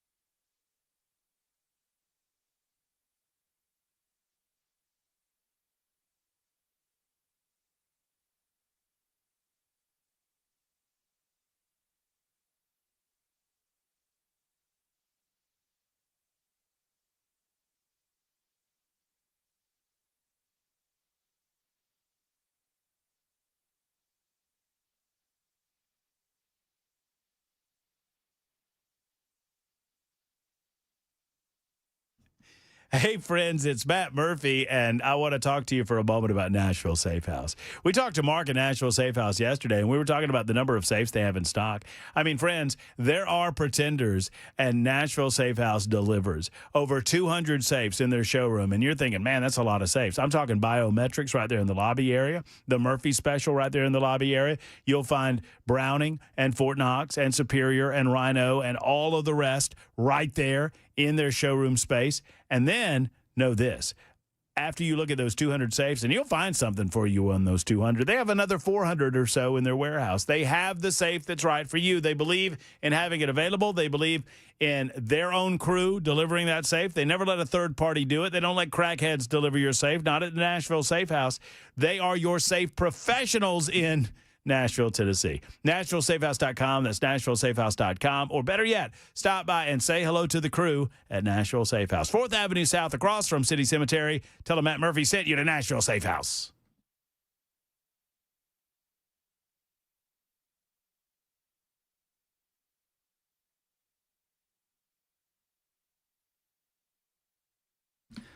So, 9506 writes in and says, you can tell that Joan works with Dan and Chris in the mornings because it's a constant fact check during the mornings. Dan and Chris incessantly check facts. And I knew what the super texter meant because I listen to Dan and Chris. I listen to all the shows. And I love Joan Jones. And my response was, well, we are a fact-free show in the afternoons.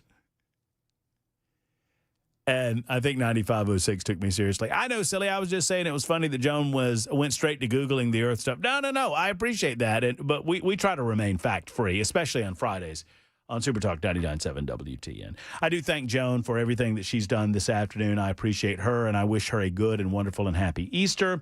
We wish you that as well. We've got a few more calls to get in here. We'll get to Matt Murphy Movie Mayhem coming up in just a couple of minutes, and we're going to call it a weekend ourselves. So I did a little fact-checking during the bottom of the hour news. I've been saying you can't lose mass, and that's just stupid, and I feel stupid saying it's matter. You cannot create or destroy matter. You can obviously create or destroy mass. That's why I was getting lost in the fire analogy. matter can transfer from solid to liquid and liquid to gas or solid to gas, but you do not create or destroy matter, i.e. energy, but you can obviously destroy mass because you do that when you burn something. So you on the Super Text line have helped me with that, and I appreciate it. I'm getting back to my earth science days in the 8th grade. I'm just letting it wash over me and trying to remember all of those things. Right now, it's Stephen's turn. Stephen wants to talk about Iran. Hey, Stephen. Hi, Dan. How you doing, sir? I'm doing well, Stephen. I hope you are, friend. I am. I'm a totally blind Vietnam veteran. I went to San Diego for boot camp. Got out, walked around town. I went to the zoo, and all the wonderful people spat on me. Oh, no. And all the other servicemen down there. Then I got moved to North Carolina, and everything's fine. I got one thing first. This thing, Moochie. The first Moochie was a kid in Corcoran in the Disney productions, something about Fun in Dairyland or something like that, 1956. Second, whenever you were with Arnie, you did a stage show, and after the show, you stopped and spoke to a blind man. If you remember that occasion, that was me. How long ago was that, Stephen? I'm getting so old I can't remember, but it was a long time ago. I don't want to talk too long, but you know, the only stations in Birmingham were WERC, WAPI, and they had the most boring hosts. They were terrible. So you're still in Alabama. You're in Birmingham? No, I live in Arkansas. Oh, okay, Arkansas. I got you. They sent me there. They sent me to Birmingham for blind rehab center. I see. Training. But anyway, that's who I am. And I had one. But as I understood it, all of the anti-aircraft Iran equipment was destroyed. So what do they do? Shoot these airplanes down with a musket? What happened? What no, I mean they shot them down with anti-aircraft missiles. I mean they still got them over there, Stephen. No, well, I must have been mistaken. I would have swore they said that all their anti-aircraft stuff was gone. Anyway, thanks for answering. Well, Stephen, thank you for the call. No, well, they did. I mean, we said that they had completely been decimated. They still have missiles. They still have, a good number of missiles that they are obviously using. And Stephen, I appreciate your call and I appreciate that memory and I love it. And thank you for still listening to me in Nashville after all these years. Yeah, I'm going to get a computer in June, so I'm going to send you an email then. Well, God bless you. Do that, Stephen. I appreciate you. All right. And I wish you well. And Stephen, I'm going to say something to you that I learned from an old school Birmingham radio host by the name of Russ Fine. He used to do this for years. I mean, this is 25 years ago, but I'm going to do it to you, and I hope you appreciate it because the way that you guys were treated was shameful. It was shameful. It was a shame on this nation, the way that the country treated the soldiers that came back from the Vietnam War. And I'm going to tell you something that they should have told you then. You ready? Yes, sir. Welcome home. Thank you, Matt. That means an awful lot. Well, you deserve it. In June when I get my computer. I love your show. Yeah, well, You're the greatest well, here. I appreciate you. I don't take credit for that. I used to listen to. I worked with a married couple back in Birmingham by the name of Russ and Dee Fine. And Russ Fine made it a point if someone told him that they served in the Vietnam War to tell them welcome home because they never got told welcome home. They got spat on, like Stephen just mentioned. They got treated so shabbily. And obviously, I was born in 1973, and I don't remember any of that. But I know my history, and I do my research, and I've talked to too many Vietnam War veterans that relate to me the same story that Stephen just related. And so I say to him and to any of you, welcome home. Every soldier deserves that because those soldiers served bravely, admirably, and well. It was not their fault how all of that went down. Fargus is next. Hello, Fargus. Oh, my gosh. You know, Jackson almost made me pee on myself whenever he answered the phone because I didn't actually think y'all would actually answer. Well, you know, every once in a while we do. Man, it blew me away. But you pretty much already answered what I was going to tell you about, you know, you were asking about the gases and everything, you know. Pretty much, I think it's about 100 tons of hydrogen and maybe helium that actually excretes or leaves the ozone. So we actually retain more than what we, you know, excrete. And a lot of people don't know that. So, you know, the ozone's nuts. You know, I understand the green, you know, everybody's talking about, you know, the ice is going to melt. You know, it's going to, you know, flood us all over. Yeah, okay, you know, I think everybody's already proved you put ice in a cup. Is it going to flow over? That ain't going to work. Right. But you pretty much nailed it. Yes, nothing really gets excreted. Everything in the world just turns into something else.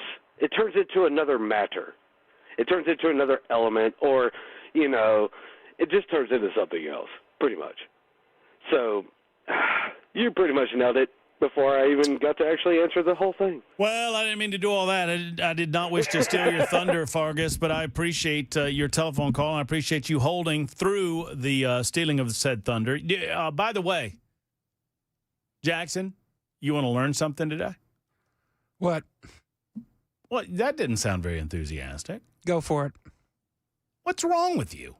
Are you okay in there? I'm fine. Where does the phrase, have you heard the phrase, you stole my thunder? Yeah. You know where that comes from? The 1939 special of Bob Hope. If anybody, I tell you what, anyone that can tell me where the phrase, they stole my thunder comes from, you get a bottle of water, an ink pen used by me, and a free cup of Wally's Bean Machine coffee. If you Hot can Rod. tell me.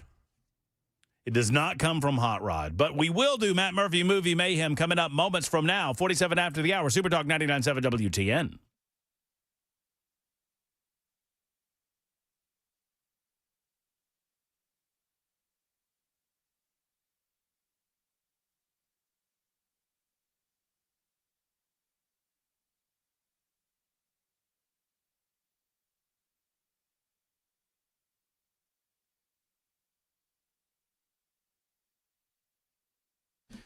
Got hot today, didn't it? I bet that AC came on a time or two in the home. If it didn't, it'll be on very soon because the heat is coming.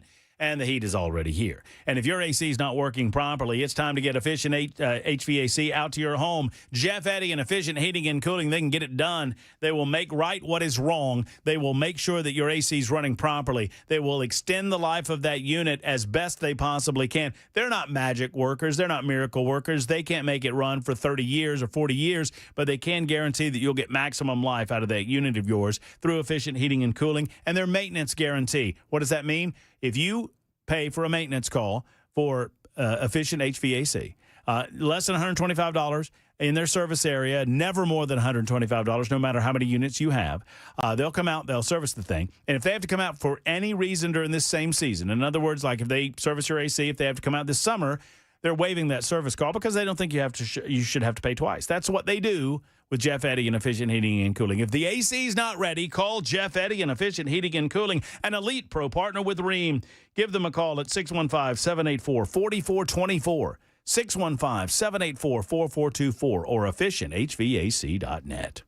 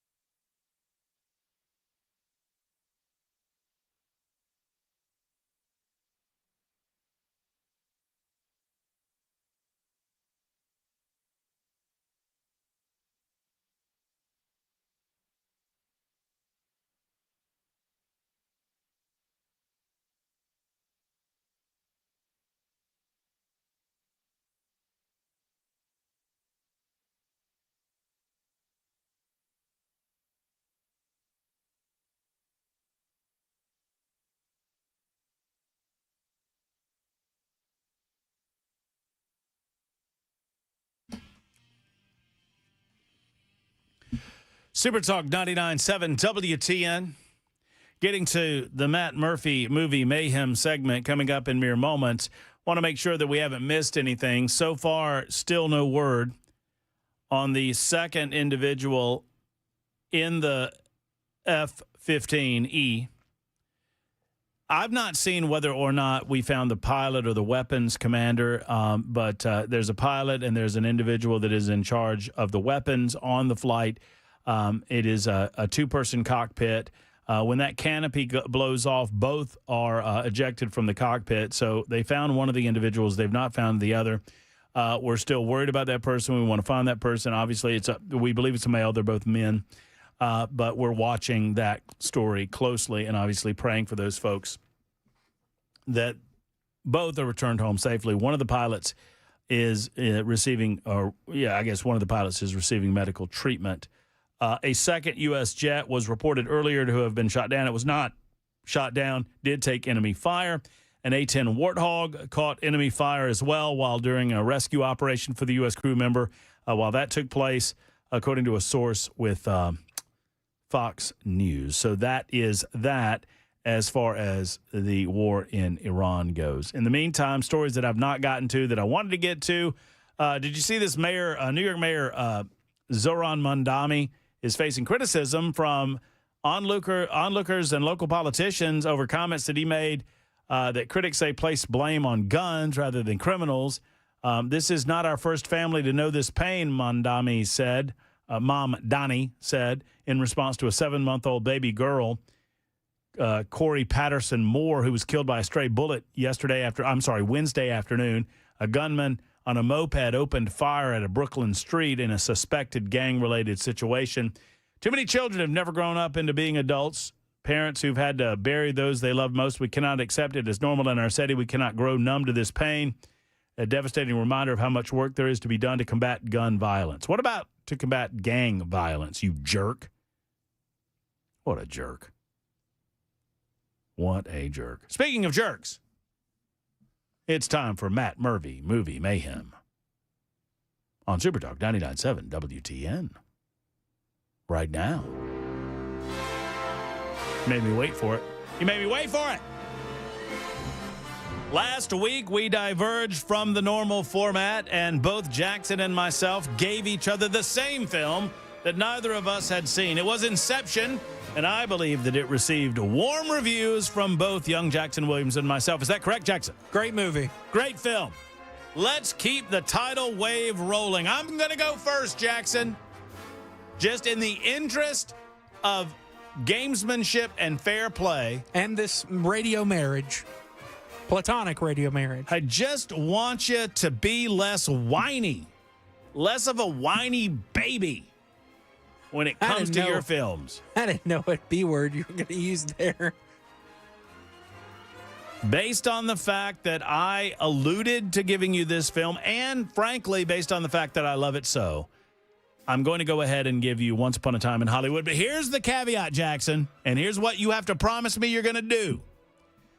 Before you watch the movie, Once Upon a Time in Hollywood, starring the great Leo DiCaprio, along with Brad Pitt and others, you have to promise me you're going to do something. You ready? Look up the Manson murders. You got to make sure that you have a handle on the Manson murders and how those happen.